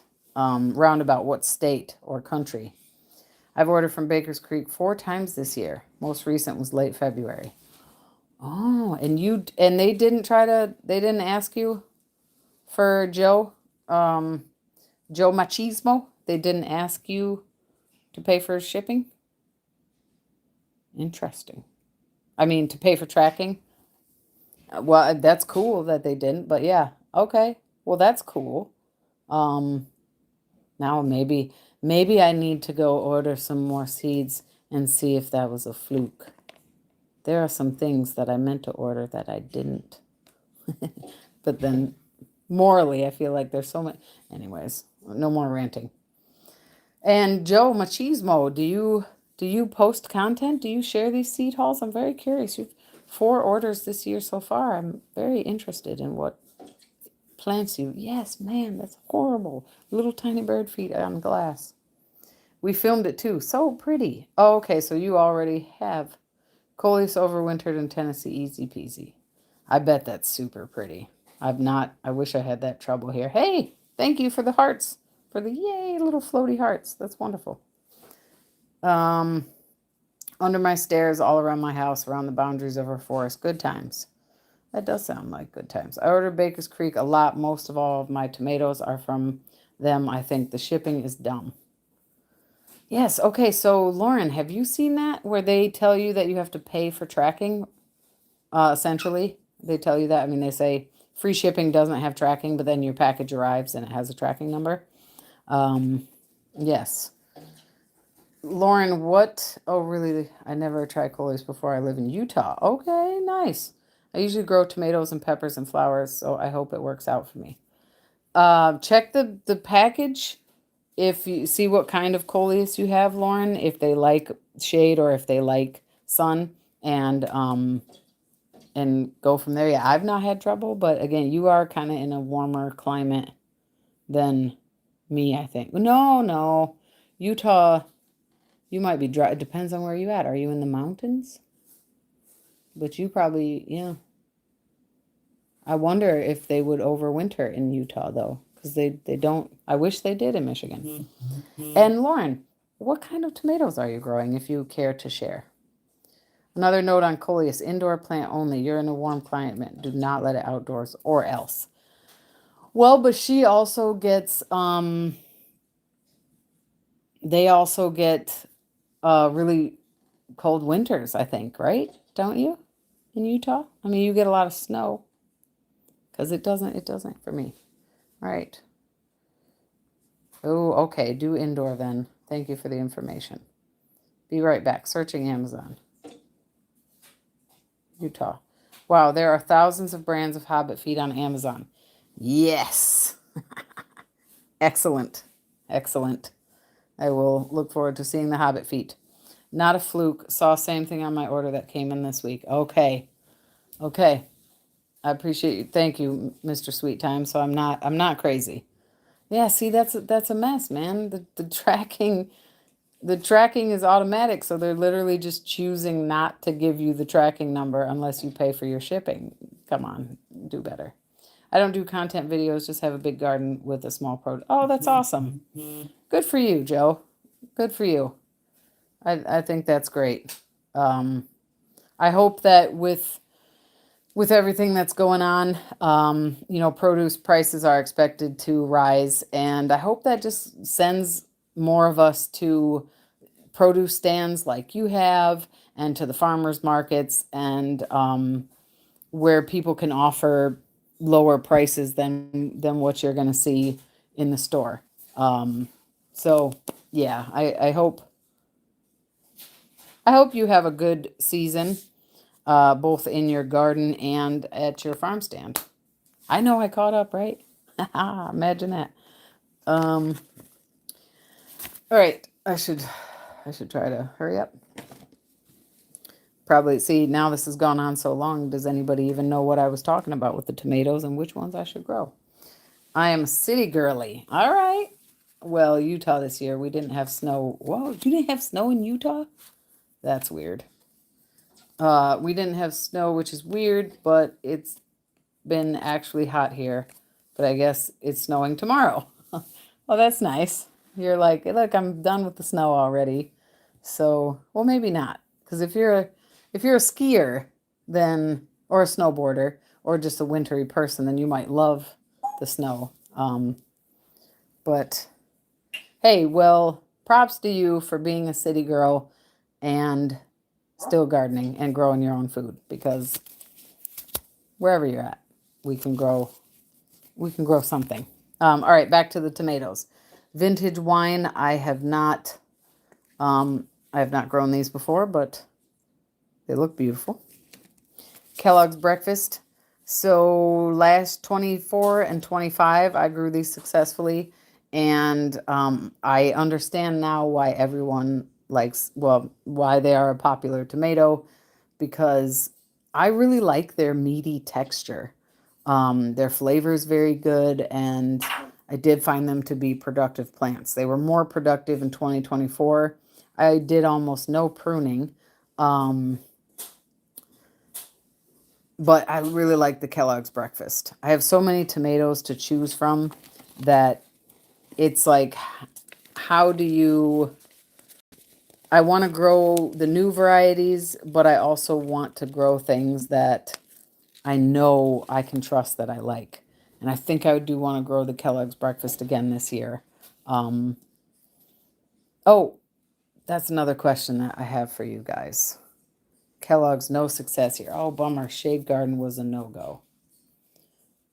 Your shade garden, as in you tried to grow a shade garden, period, and it didn't work out? Or you tried to grow the Kellogg's Breakfast in the shade garden. That might be your problem. Keep trying with the Kellogg's Breakfast. The first time I tried to grow it, I didn't have success. But it was the seed more. So yeah, man, that bird, I swear. Southern part of the property. Okay. It has trees. Oh yeah. So I feel like my garden was destined to happen. I've been wanting to return to gardening, and 2 years in a row I had a tree fall on my property, and that opened up the ability for me to have the garden that I have now. And I'm like, hey, okay, I get it. You want me? All right. Usually do 10 plants of each variety. Nice. How many varieties? 10 plants. That's pretty awesome. Good for you. Now, do you take advantage of, so since you order from Baker Creek, you have the opportunity to get all kinds of cool varieties. Do you do that? Do you find that your customers are pretty excited about the new and different varieties? Okay, Baby Roma I grew for the first time last year. These remind me of a tomato that I call my worm castings tomato. I grew a volunteer, as I was talking about earlier, that grew out of my worm castings, and it produced these little red grape tomatoes, similar to the ones that you see in the store, the ones that you kind of see, you go to a restaurant, you get a salad, except, of course, they were sweeter and more delicious. So I've saved seeds from those. I think I've grown them every year since. So I think that would have been in 2021. I've saved seeds, and I've been growing that. Then last year they didn't do very good, but these tasted a lot like that. They were very sweet. They're very tasty. I definitely recommend the Baby Roma. Okay, I was trying to If I grow in, scroll up for how many. Oh, yeah. You probably already told me. Oh, okay. Thank you for that. Thank you, Joe. I appreciate that. Lauren said plant all of them. That's what I did. Lauren, I love the idea, and then I don't love the idea because these are all the tomato varieties that I have. That's why I've been on here for 2 hours, and because I ramble. Oh, wait. And then there are also these. And then there are also these. And I still have 5, 6 more to go. So I love that idea, but I don't have that much room. And I also want to grow a gang load of peppers and all the other things. Because then I also want to grow flowers. I've got like 5 different types of zinnias, and I want to grow cosmos and coleus, and I got agastache, which I've never grown before, adratum. But that's an excellent idea. Again, thank you, Joe. I totally missed that comment. I grow 10 varieties that are tried and true for me and add 2 or 3 new varieties every year. Good for you. That's awesome. That sounds like a smart way to go. So 10 plants of each. So you've got like 100, 120 to 130 plants. That's pretty cool. Nice. So you've probably got a nice little stand there. If you feel like typing and sharing, I'd love to know what your tried and true varieties are, some of them, and maybe what new ones you're trying this year. If I grow in full sun, it takes 1 day for sun scalding. Oh my. And hard baked root pots. I need drip irrigation and to get them under. Okay, wow. So you get some serious sun. Huh, wow. Lauren is always right. Okay. Lauren is always right. All right, I will remember that until Lauren says something that's not right. Yeah, I have a lot of maters. Yes, you do. You definitely do. Our cosmos was crazy purple. Oh, purple cosmos. Super pretty plant. Reminded me of red and... Oh, yes, that sounds wonderful. I grew white cosmos last year, and I discovered that the groundhog didn't eat. The groundhog ruined my zinnia and my marigolds. Most of my marigolds. It didn't mess with the coxcomb, the cosmos, or the gomphrena.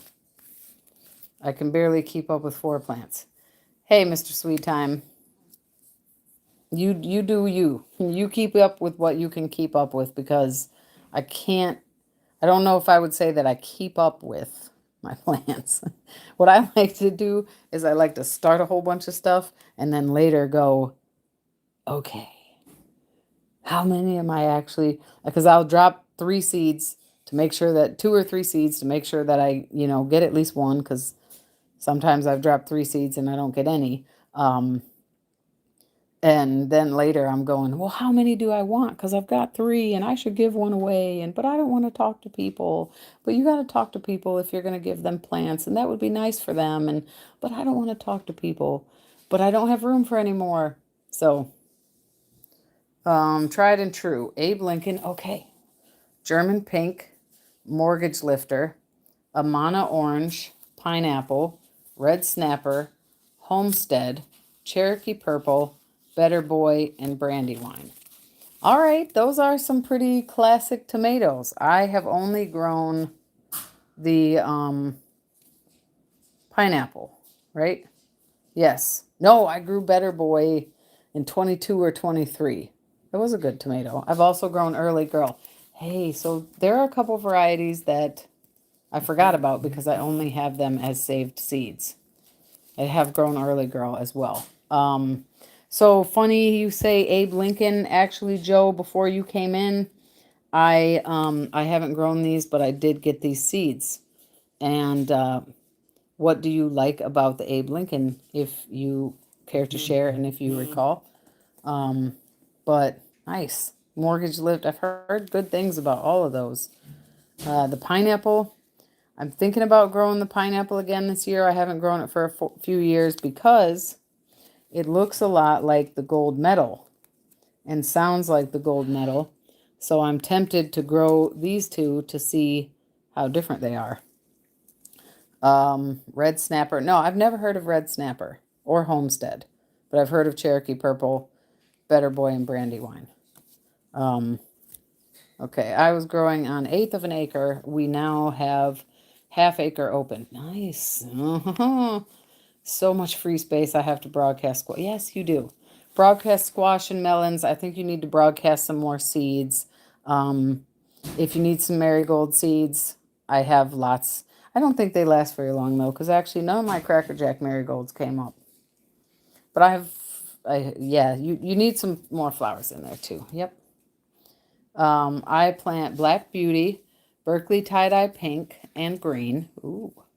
Woolly Kate, Dr. White Yellow Tomatoes, Green Zebra, Apricot Zebra, Pink Jazz, Blush Tiger Cherry, Mushroom Basket, and Alice Dream. I just like all of those names. Okay. Black Beauty, heard of, never grown. Berkeley Tie-Dye Pink and Green, never grown but seen. Those look really cool. Oh, that's another seed that I'm missing. I also have Rebel Starfighter Prime, and I only got one fruit off of it the last 2 years, mainly because the plants didn't do well. So I really want, because that's a really pretty tomato, I really want to grow that. Thank you for reminding me of that. But the Berkeley tie-dye, those look so pretty. Woolly Kate, I've never heard of that. Dr. White Cheese, that's actually in my list here. I think Wickshire was saying no to the Clint Eastwood or the Moonlight Mile Pink or the Shimo Fury. Dr. White Cheese, I grew this, but I don't think I got any fruit off of it. It was not the plant's fault. So, all right. Okay, wait. And then she says, haha, green zebra. I've grown these once. It was in 2024. The plants did quite well. They were productive. Kind of later in the season, I noticed all the fruits were getting black spots, like little tiny like black spots all over them. I don't know what that was about. I've never grown or tasted a intentionally green tomato, so I don't have anything to compare these to. But I thought these were I thought they were good and they were really cool looking, so I would grow them again. But I would like to try another green tomato and to compare to. Apricot zebra. Okay, I've never heard of that. Pink Jazz. Let's see here. I follow Grow Joyfully in the Garden, and she thinks very highly of the, where'd you go? Orange Jazz. Actually, a lot of different tomatoes, and I thought this sounded amazing. Does this large productive plants? So I've never grown this before, but Blush Tiger cherry tomatoes. Never heard of those, but I do have Lucky Tiger.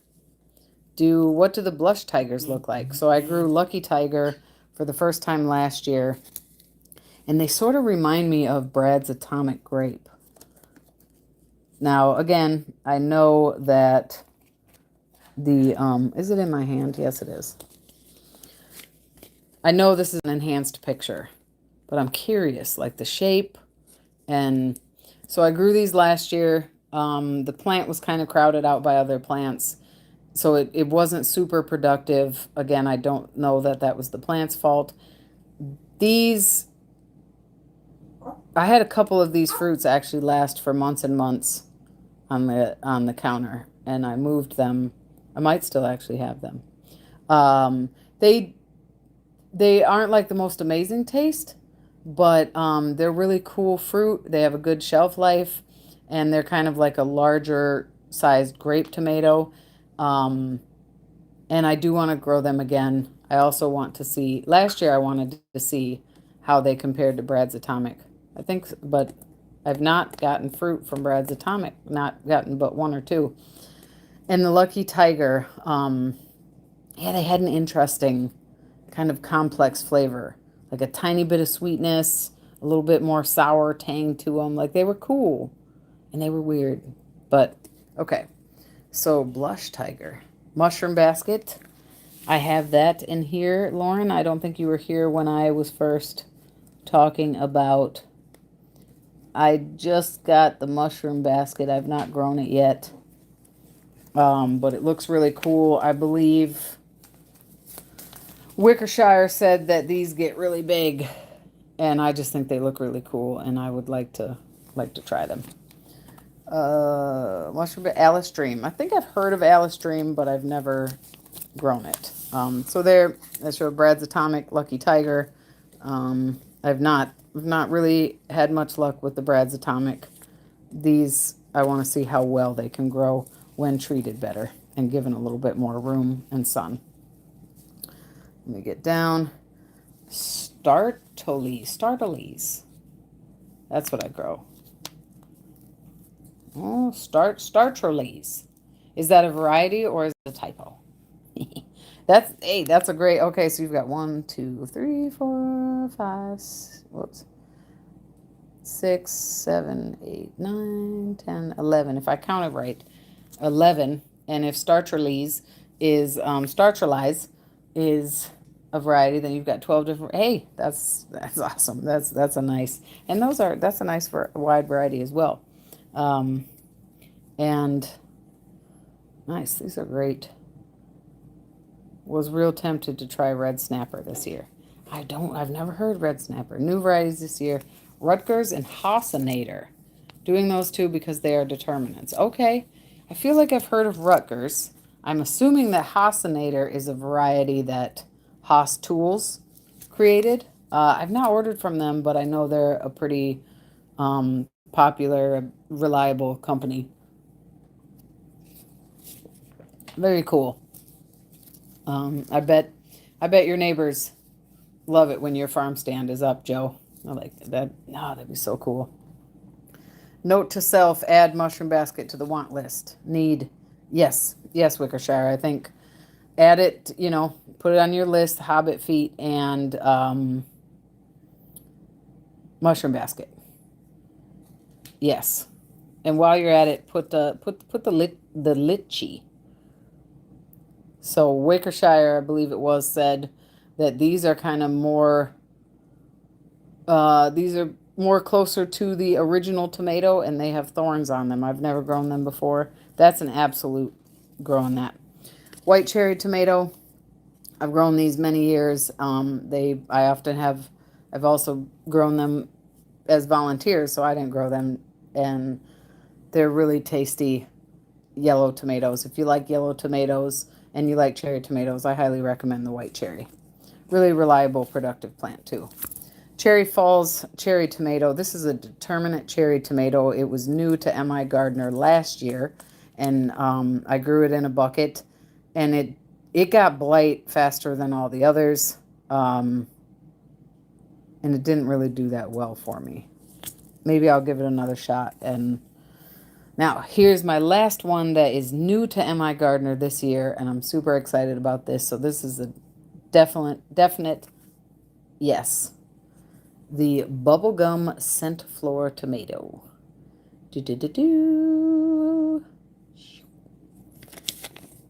This is a determinant, though. That's kind of sad.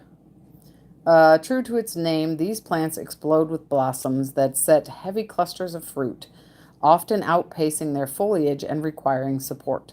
The small, juicy tomatoes have a playful flavor with a subtle bubblegum-like note, making them as fun to taste as they are to grow. Compact and highly productive, this variety thrives in containers or small garden spaces, offering an abundant harvest and a delightful twist for adventurous gardeners. So all my gardener friends here, I think you need this. Isn't that cool? I'm super excited. Okay. I love pineapple tomatoes. Those are my favorite, but I didn't grow this year. Yes, pineapple tomatoes are super. They're a great tomato, but it's so hard. There's so many different varieties that somebody's got to go unless you're like Joe. And I thought about some rhymes and then my nerves got to me. Unless you're like Joe and you're growing 130 plants, then you could grow 130 different varieties. I like the Abe Lincoln because they are good sized and produce fairly well for a large tomato. Customers love them. Okay, Joe. I might. I admit I am a little bit of a sucker for the different colors and the different varieties. And so sometimes I see the regular looking tomatoes and I'm like, I want something that looks fancy. But then when I don't have as many red tomatoes, I feel like I want more red tomatoes. So the Abe Lincoln, I might. Thank you. Thank you for sharing that with me. I dropped the last 30 orange marigold seeds, very old seed.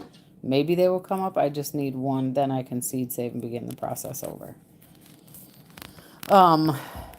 Yeah, I made the mistake the first year I saved marigold seeds, man. I saved tons of them. And then the more I learned, the more I was like, hey, you really don't need to save that many each year. But I have dropped, like I said, I've dropped Cracker Jack marigolds and they have not yet come up. And they are from old seed. So, curious to see, yeah, if the marigolds seeds don't remain as viable for as long. I hope your marigolds do come up though, Wickershire, because yeah, all you need is one. We have thousands of morning glories. They choked everything. Pods pulled early winter when browned out and dried. Seeds are huge and easy to collect. See, I haven't grown morning glories because I learned and heard a long time ago that they're invasive here. So I was like, as much as they're as pretty as they are, I don't really want to deal with that. But there's a lot to compete with in my yard. I have some, but have not yet grown a green tomato yet. Have not grown a green tomato yet. Yeah, I was going to order another green tomato and I didn't. I'm going to need to now. What other green tomatoes are people growing?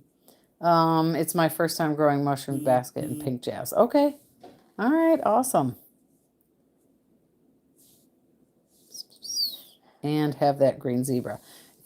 Mr. Sweet Time, you might need to, I think you said you have 4 plants. You might need to have 5. You might need to give that green zebra a try.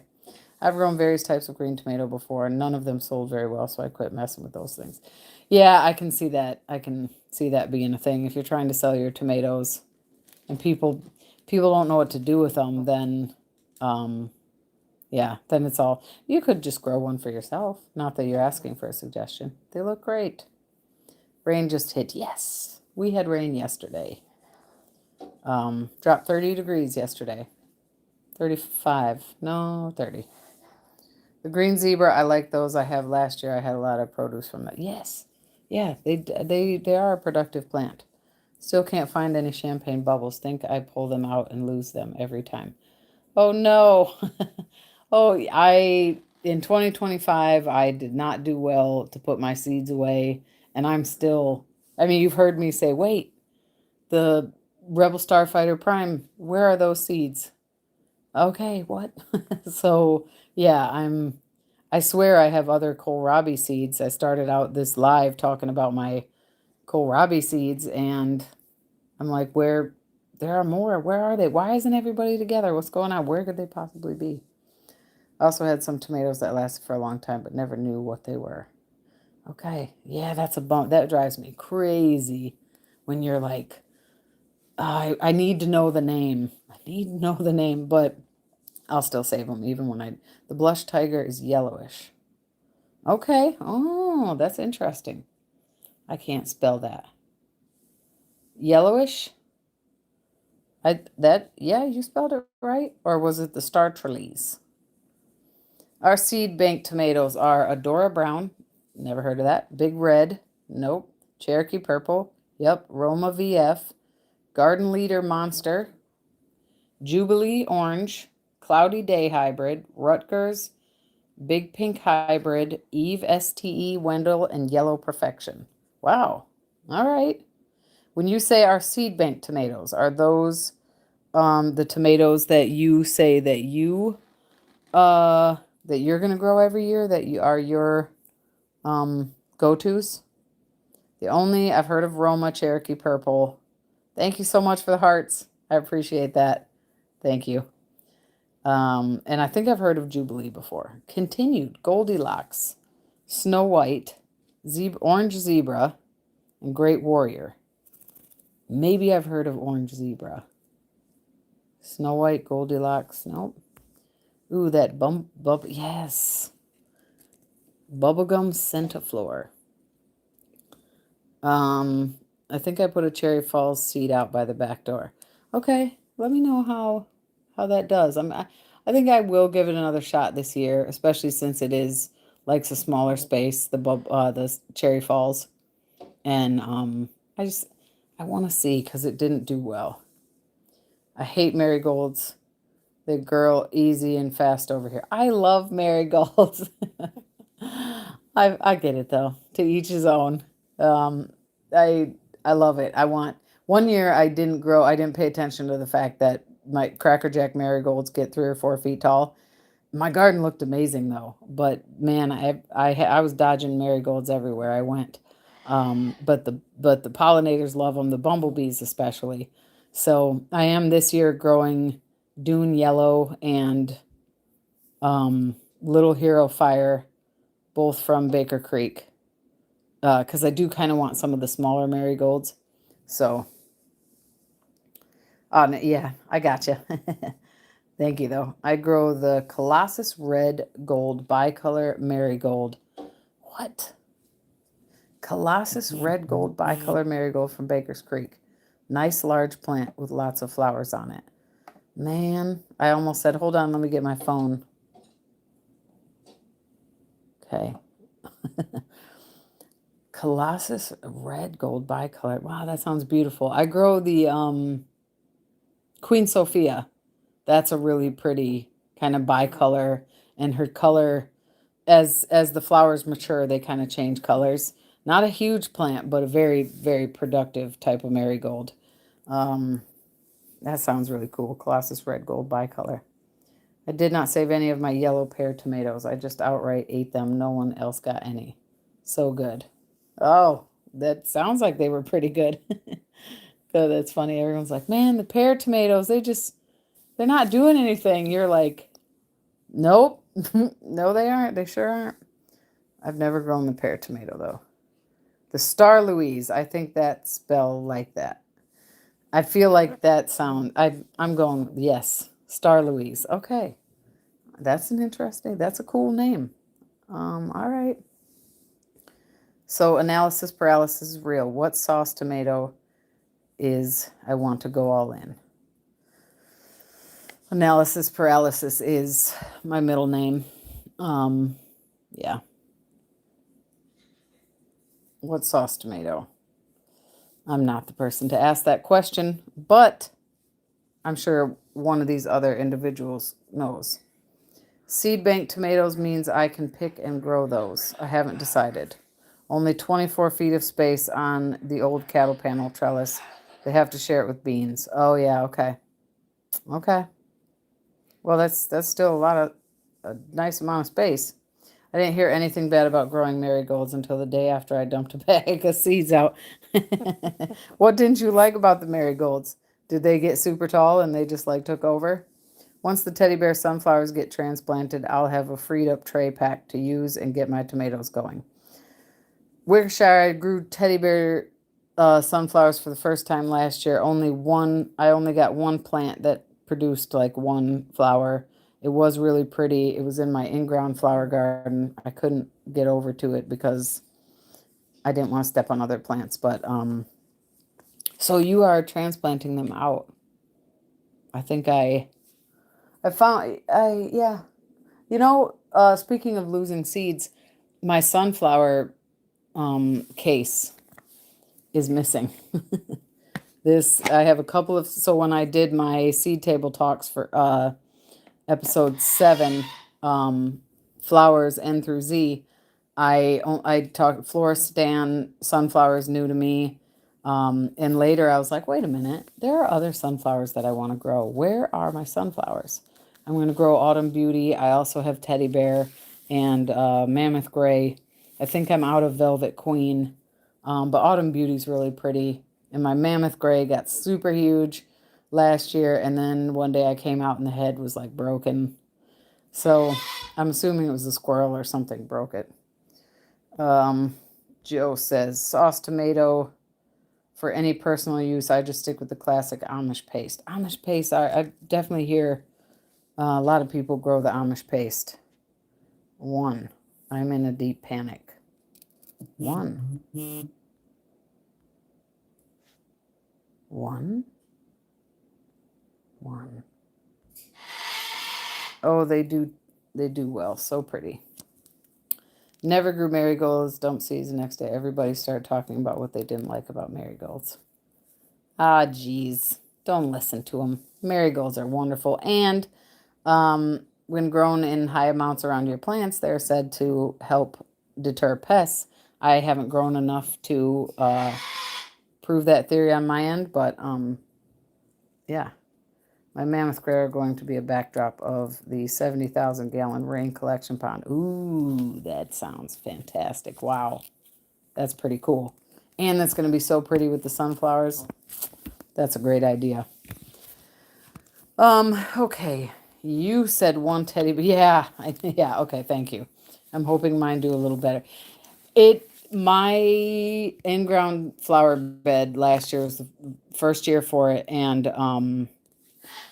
and it everything was growing okay, but the groundhog, I had these, I think it was the California giant zinnias, um, that did that. I saw one purple one that was the size of my palm. Um, Not that I have big hands, but still, it was a huge zinnia, and I was so excited. And the groundhog has never messed with my zinnias in the last 2 years, or the previous 2 years, and then all of a sudden last year, so everything like seemed to be doing okay, and then I don't know what happened. I do, and I don't. The groundhog. So I definitely did sort of intensively drop all the sunflower seeds near each other. I discovered that the soil over there is very clayey, and part of my problem with my in-ground flower bed is that uh what am I saying? I just got an alert and I totally lost my train of thought. So part of my problem with my in-ground flower bed,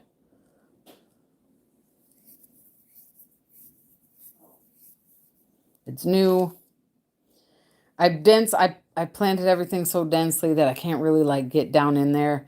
And I have poison ivy in my yard. And I did at the beginning of the season, I did like right around this time before the poison ivy started to grow any leaves. I know poison ivy is still poison ivy even when it's dormant. Even when it's dead, it still has the urushiol oil on it. So I gloved up real good. I got a garbage bag and I went out there. I know, it's my yard, so I know, I pretty much knew what vines were the poison ivy for the most part, and I pulled up as much as I could, but inevitably some of it still grew. And then I had burdock, and then I also had dock um, growing. I do have, it's not hemlock. I was afraid it was hemlock when it first grew. But elderberry, I have a massive patch of elderberry, and I've not yet harvested it because I'm disorganized and the critters got to it first. What else was I saying though? Oh yeah, so I couldn't really get back to where the marigolds were, um, because I think the groundhog was pulling a lot of the taller plants down, and we'll see if my coneflower, if my echinacea, they should, they're perennial here, so it should come up. Um, but I've been out there, I don't see anything, and like it never really got very big. So, uh, plant marigolds, yes. Okay. Right, marigolds for the pests is why I went for it. Yes, Don't let them dissuade you from marigolds. Do the marigolds. Find Go for the marigolds. My plant setup is tomato, marigold, tomato, borage, tomato, marigold. Oh, I get the pest control from the marigold and the better pollinator attraction from the borage. That's fantastic, Joe. That's that's awesome. Yeah, that's what I've seen. Like I've seen pictures people like they'll have brassicas and they'll for real be a row of marigolds, then a row of like cauliflower, then a row of marigolds. And that's what I've not done is plant marigolds more like densely. But that's really cool too that you added the borage in there. Um, yeah, great idea. I was live. Was it YouTube? Yeah, I think it was here. And a woman in South Africa, she she came in and she said that she uses borage as a come on brain. Oh my goodness. It's right there. It's Friday. It's the end of the week. Garnish. She uses borage, young borage leaves as a garnish on her honey and cinnamon glazed butternut squash. I was like, oh my goodness. She says she doesn't cook the borage because it makes I think it makes it more bitter, she said, and it makes the leaves on the hairs on the leaves stiffen. But I know that borage leaves are edible when they're like better to eat them when they're small, when they're young. I know the flowers are edible. I do eat those, but not as many as I want to because I feel bad because the bees like them so much. Um, but yeah, I thought that sounded really cool. And I'm proud of myself for remembering that. But yeah, that's a great setup, Joe. That's really cool. Um, if you ever decide to share content or post any of your pictures, let me know. Our marigolds on the 30-acre co-op 6 years ago were the center star attention of grasshoppers and other bugs. Repel? Not so convinced. Oh, well, maybe not the grasshoppers. Huh. I bet that was beautiful. I bet it was. You know, I always hear that nasturtiums are trap crops, and I feel like nobody messes with my nasturtiums. The bugs don't. I'm glad that the groundhogs don't because the groundhogs would kill, just annihilate them, right? But I do not. I get aphids in my yard. I've always heard that, oh, use, nasturtiums to help with aphids. No. I'll get the aphids on my tomatoes and other things, but not the nasturtium. So I don't know quite what that's about. But for the flowers, Lauren grows rose nasturtium, teddy bear sunflower, petunias, blush pansy, 4 o'clock flower, morning glory, zinnias, comb coleus, or maybe comb is that coxcomb celosia, maybe, and the tree celosia are my favorite flower. And I did plant marigolds. Yay, marigolds! That all sounds wonderful. Love nasturtiums. I love the way they taste, the flowers and the leaves. Teddy bear sunflowers, my first time last year. Petunias, they're so pretty. They do volunteer and self sow here. Pansies. I think I have a blush pansy. I have several kinds of pansies I'm growing this year. Thank you so much for the hearts, for the love. Thank you guys. I'm really enjoying talking to you. I should get off of here in absolutely no more than 10 minutes, but I'm loving this. I could just keep talking. I really could. Maybe one of these days I'll have to do one of those like 24-hour blogs or lives. Not that I expect all of you to stay, but oh, thanks so much. Now we got 10 thumbs up. That's awesome. Um, but I love talking gardening, and that's why I love about the gardening community is people are genuine and really like to help each other, and we love to talk about it. When most of the other people in my life are like, okay, oh shoot, yeah, she's talking about the garden. Okay, How do I get out of this? I try to read the room and, you know, back off of the subject, but you know how that goes. So yeah, 4 o'clock. I've never grown the 4 o'clock flower. Morning glory, long time ago. So no, zinnias, yes, zinnias, absolutely love zinnias. The cactus flower zinnia is super cool. If you've never seen that, the candy cane zinnias are really cool. I'm gonna grow um, at least 5 different kinds this year because I want to see the California giant. I've got the Northern Lights zinnia and the Benares giant. I got one California giant last year. Um, the Benares or Benares.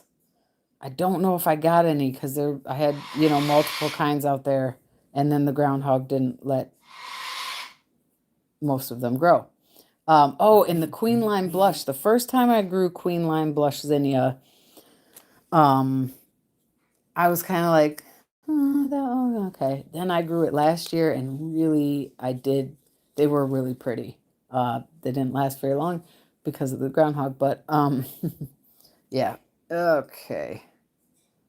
And I grew Chinese wallflower celosia. That's a really cool plant. It didn't get very big because I grew it, and I think I grew it with the coleus, and neither one of them got that big. And it was my first year growing coxcomb. Um, Groundhog didn't eat those. Neither did the rabbit. The groundhog is my arch nemesis, but the rabbit is not really my friend after this year, especially. Which reminds me, actually. Oh, shoot. Yeah, I'm going to absolutely get off of here in the next 4 minutes because I just suddenly realized something I've forgotten about.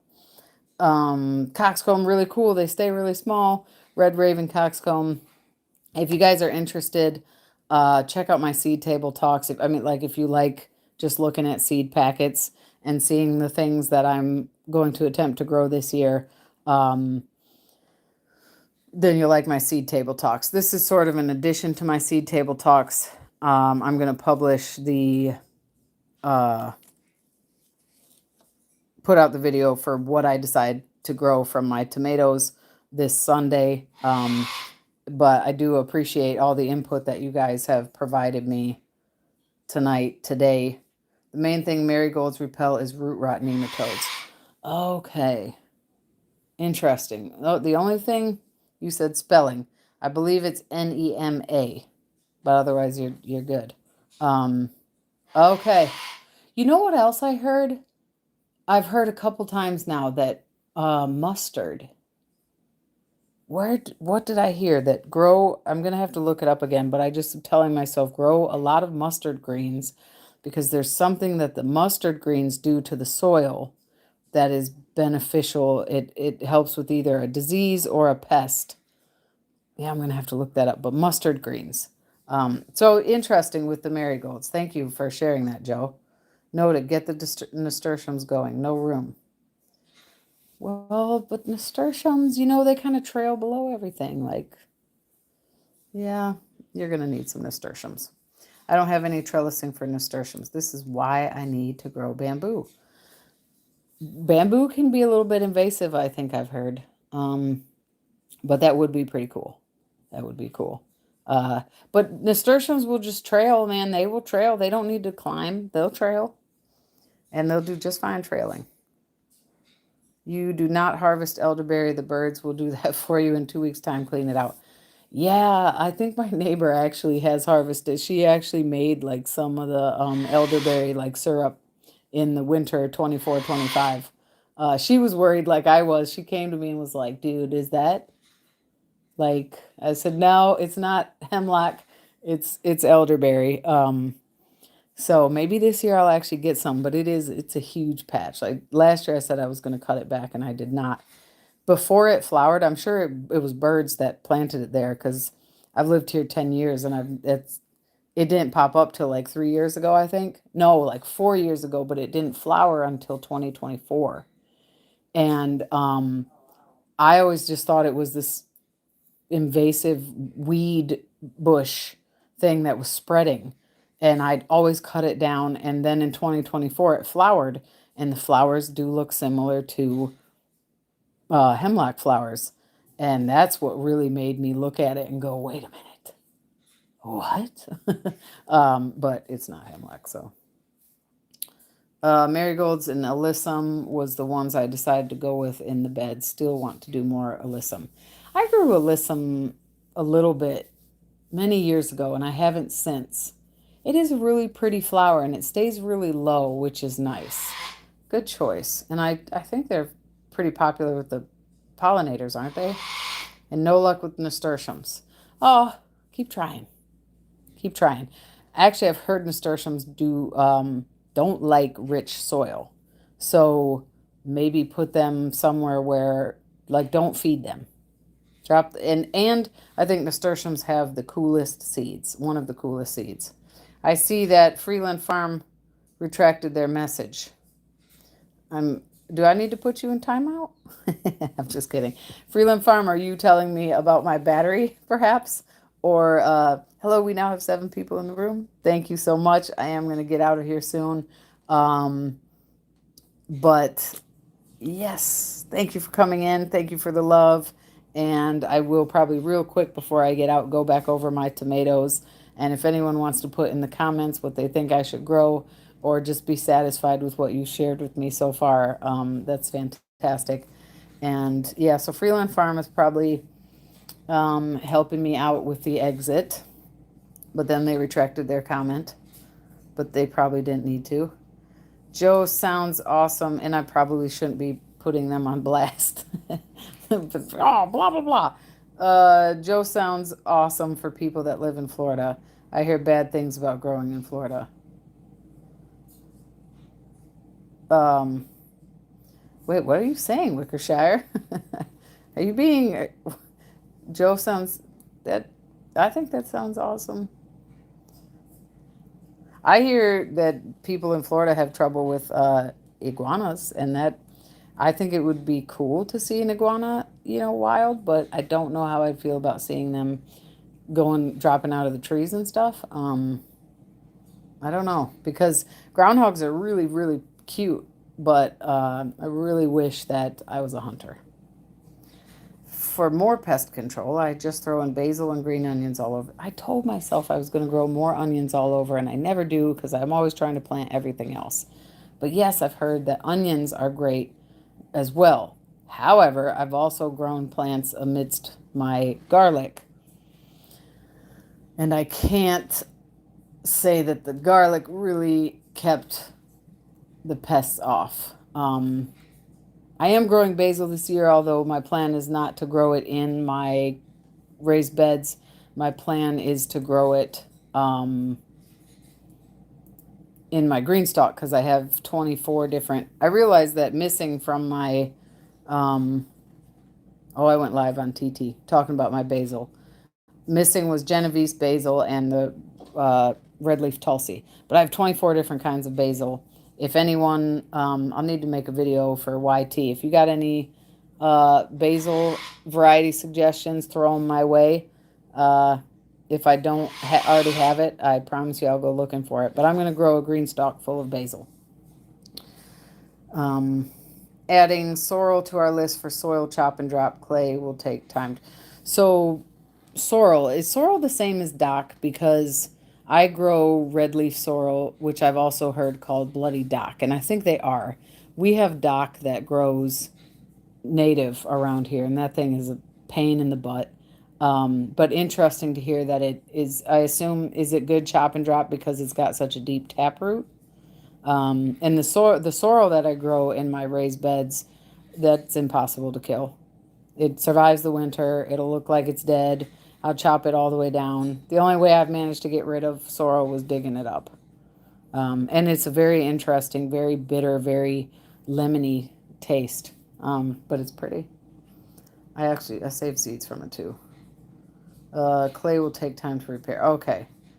Yeah, I know. The clay is... Oh, we planted multi-thousands of red crimson clover. My chickens clean them out. Not a one. I do have some clover, but I've never... I'm like, then I have to dedicate a bed to do... Oh, and then I can't grow stuff but the clover in there. Only grew borage a few years ago. Need to drop more, but didn't want the seeds to go crazy. Yeah, they reseed easily, but I also find that they're pretty, once you've seen the seedling a few times, then you know what to look for. And so I've never found them to be invasive, but we're also in different states. My nasturtiums get leaf miners here. Mine might too, but not enough to damage them. Not enough that the bird is still attacking the window. I didn't like the red vein sorrel. Put them over to the side yard for chop and drop. Okay. Yeah, that's what I have, the red vein sorrel.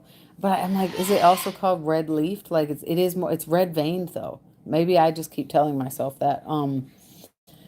It has an interesting taste. I mean, it's got some medicinal qualities to it, but I use it sparingly, but I do use it. Yeah, I keep it doesn't mine doesn't spread, but it comes back.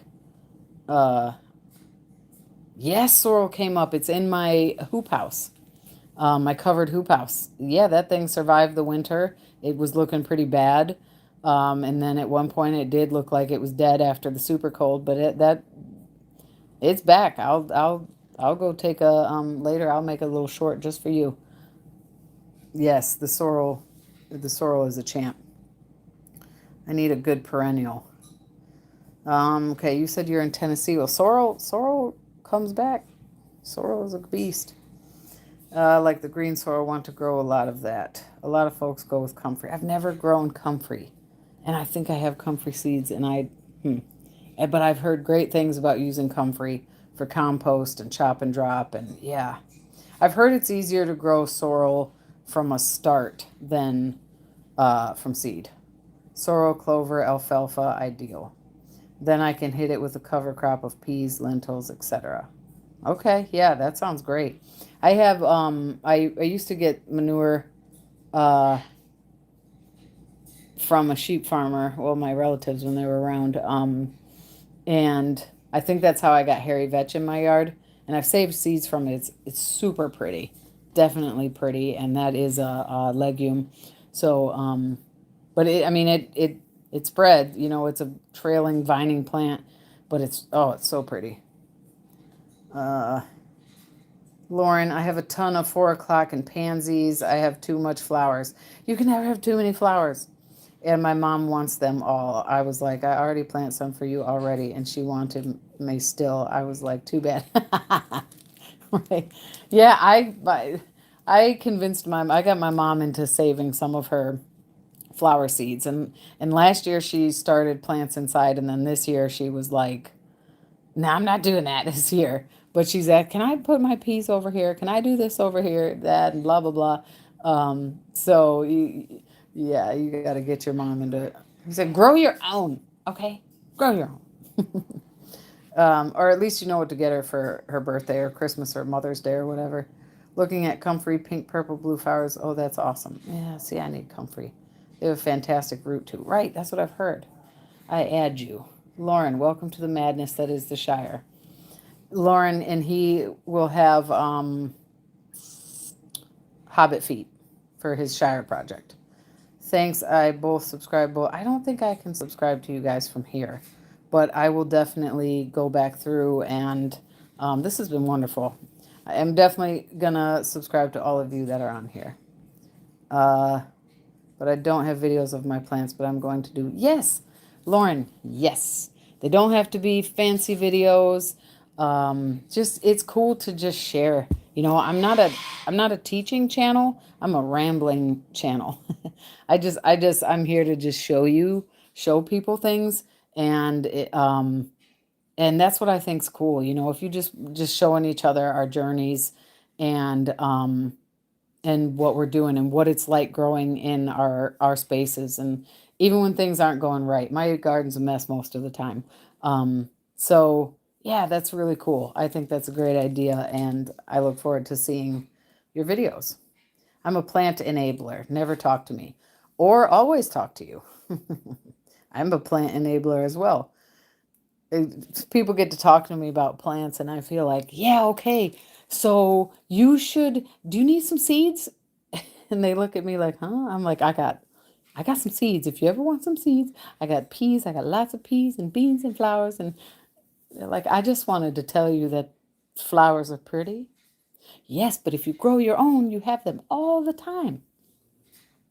All right, now I'm getting a little crazy. Maybe I should grow traveler tomatoes, the weird, crazy looking ones. At least it wouldn't be hard to know what it is. There you go. See? I feel like that's a good thing for you. You should. Basil grows like weeds here. My basil never almost it doesn't reseed very easily here, but you're warmer than me. See, I was supposed to drop basil seeds and I got into this live. I'm not sorry that you came into this live, Mr. Sweet Time. I'm very grateful that you came in here and were chatting with me. But I did say I was going to get off 5 minutes ago, so you can go drop those basil seeds soon. I am going to do a video. I did get this cool seed starting thing from Park Seeds. I'm going to start my basil in there. And yeah, well, Park Seeds, you are a little warmer than me, so yeah, you should get to dropping those basil real soon. But okay. Yep, that's my other cue. That's the parrot. These are my basils. I'm gonna go get him. Yeah, I'm gonna go get him. That is an umbrella cockatoo. He bit the crap out of me the other day. I'm very grateful I didn't have to get stitches, but there was a wonder if I should get it looked at, and it's healing just fine. Right? Come on. Okay, so you can come out or you can pretend.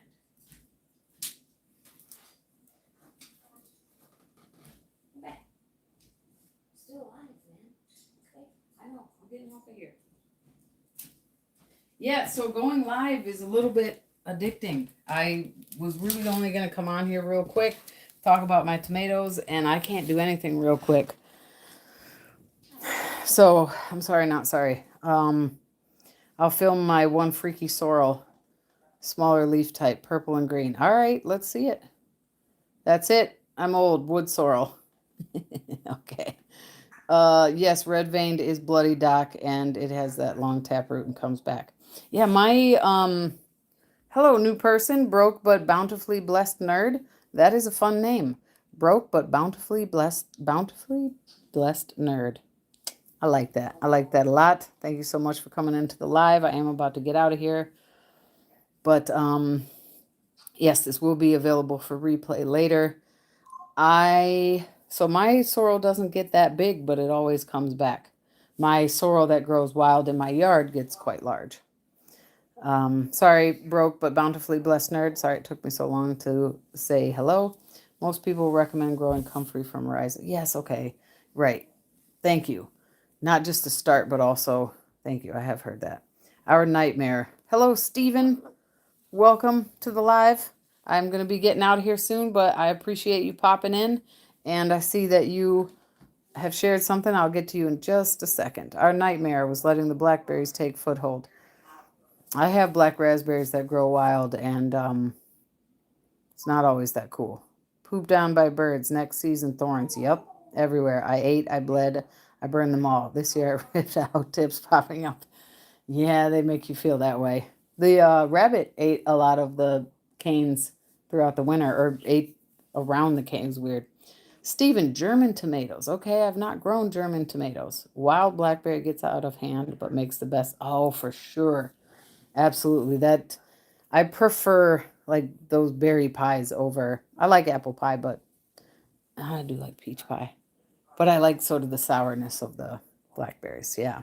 Definitely does get out of hand. I have a thornless blackberry growing in a container and it's not doing well. And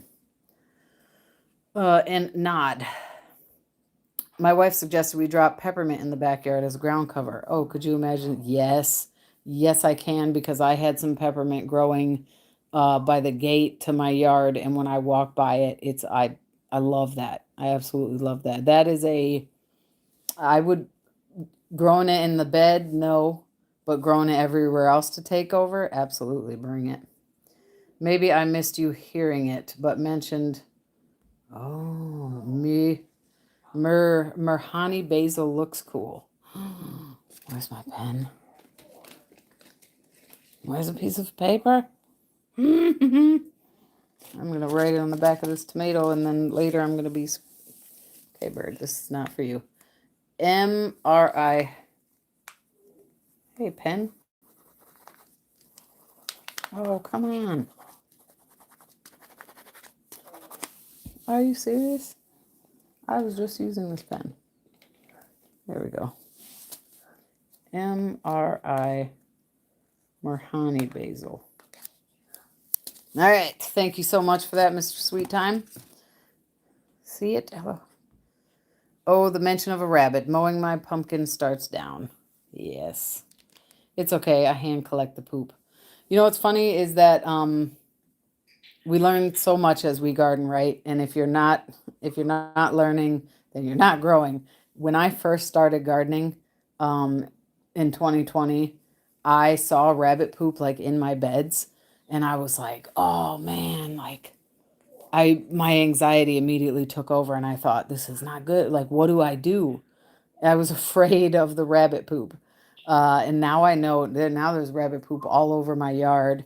And I've considered whether or not I should like collect it. And then I say, dude, no, don't go there. But now, Wickershire, you have almost given me reason to believe that it would be okay for me to collect the rabbit poop, except it's been rained on a lot. But yeah, I was afraid of poop. I mean, yeah, be afraid of raccoon poop. You should be very afraid of raccoon poop. Maybe like, because they have raccoon roundworm, and not all of them, but if they're sick. So don't be very afraid, but just be cautious. And yeah. All right, I'm almost at 3 hours. Okay, Wickershire, you may have started a thing. I got thousands of pumpkin seeds. You eat, we'll make more. Yeah, that's... the groundhog got my Jack B. Little pumpkins just when I thought that the groundhog couldn't get into that bed. I was like, all right, cool. You can't get into this bed. I'm going to have little tiny baby pumpkins. No, nope. Groundhog got desperate at the end of the season and was like, I'll find a way in there. And he did. 5-gallon bucket. We'll shape a chicken wire bell out of it. Rabbits need to stop. Interesting. Oh, okay. So you got a poop trap. Yes, collect poop. I enjoy talking about collecting rabbit poop. All right, well, you should go live talking about collecting rabbit poop. If I'm available and I see you, I will stop in, and maybe I'll make a video collecting rabbit poop. I do not make wonderful videos to enjoy. I make them to torment my subs. Okay, all right. Hey, if it works, some people are into that kind of thing. It's all about chicken wire. Okay, thank you so much, you guys. I have loved this conversation, and it was about way more than tomatoes. I swore I was going to mostly stay on subject. But it's been great talking to everybody and hearing your suggestions. I think he's touching it. Gross. Thank you. Fun time. So I'm not gonna go over all the tomatoes. Like I said, I am gonna make this a solid 3 hours. So I'm at 2 hours and 58 minutes and 19 seconds. So yeah, let me know. Thank you for sharing your thoughts with me. I will do a video soon of what the tomatoes I picked, but if anyone wants to put it in the comments what you think out of the Baby Roma vintage wine. Let's see how fast I can do this. Vintage wine, Kellogg's breakfast, blueberries. Nope, indigo rose is a no. Pineapple, gold meadow. This is not going very fast. Pink, moonlight mile pink, Shimo Fury, Clint Eastwood, Rowdy Red, Super Sweet 100, Orange Peach, Green Zebra, Azoica, Jersey Devil, Bubblegum Centiflora is the absolute, Moscovich, Orange Currant, Mountain Princess, Dr. White Cheese, Black Cherry, Variegated PL, that's probably a must because I don't know what that is, Spoon, Orange Hat, Tiny Tim,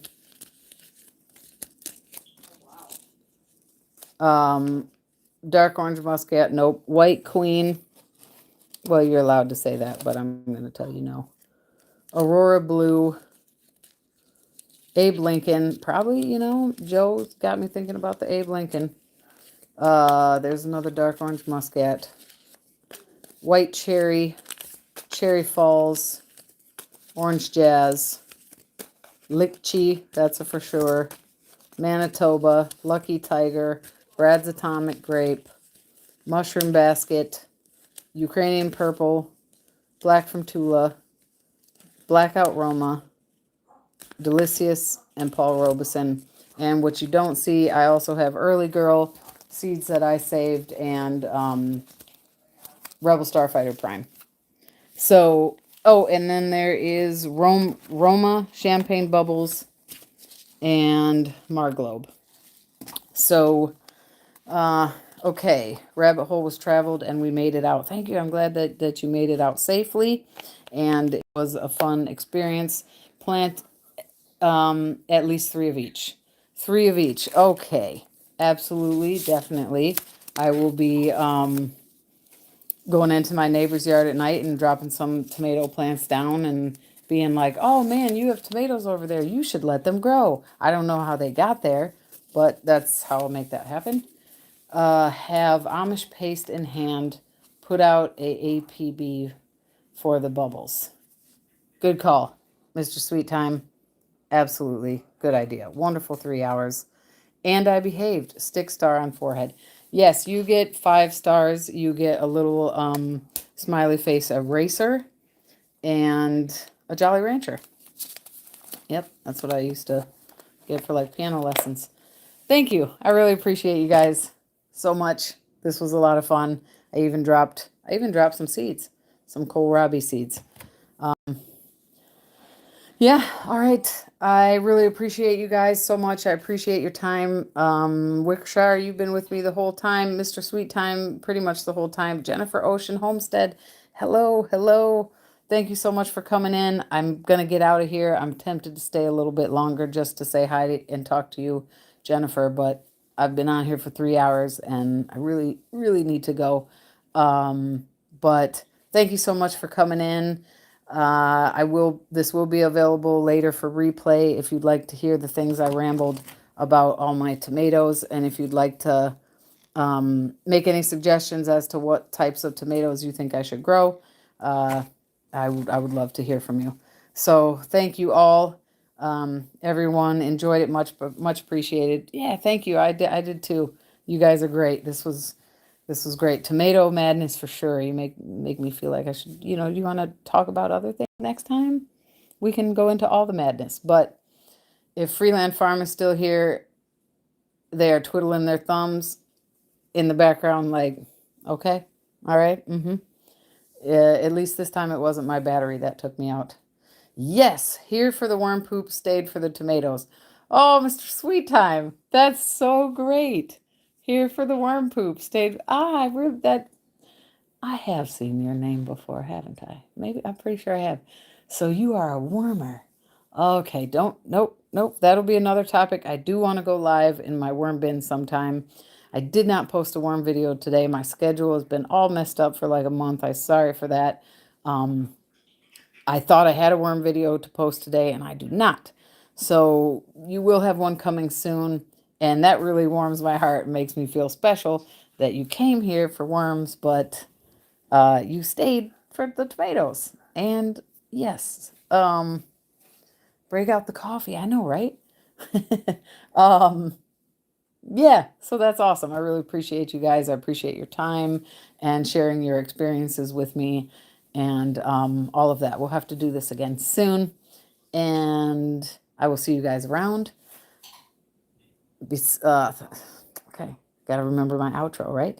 Thank you so much for your time. Wait, somebody said something. Not quite a wormer yet, but that's what got me subbed. Hey, good for you. Good for you for even thinking about it and, looking into it. And I definitely encourage it. It's a really cool hobby at that. And then you have your own worm castings. Looking forward to more. Thank you so much. Yes, I appreciate that Wickshire project. Sometimes I feel weird saying, please hit the like button. And if you enjoyed this, subscribe and comment. All of that is great for me as a person, and it's also really great for my channel. So thank you all. And yeah, leave a comment if you want to after this and stuff. Well, I think it has to process first before I don't know. I have to set it to public, and it's a whole thing. Thank you for joining us this evening. Good times ahead. Absolutely. Thank you all. Thank you so much for your time and your interest. Be safe, be well, and bye for now.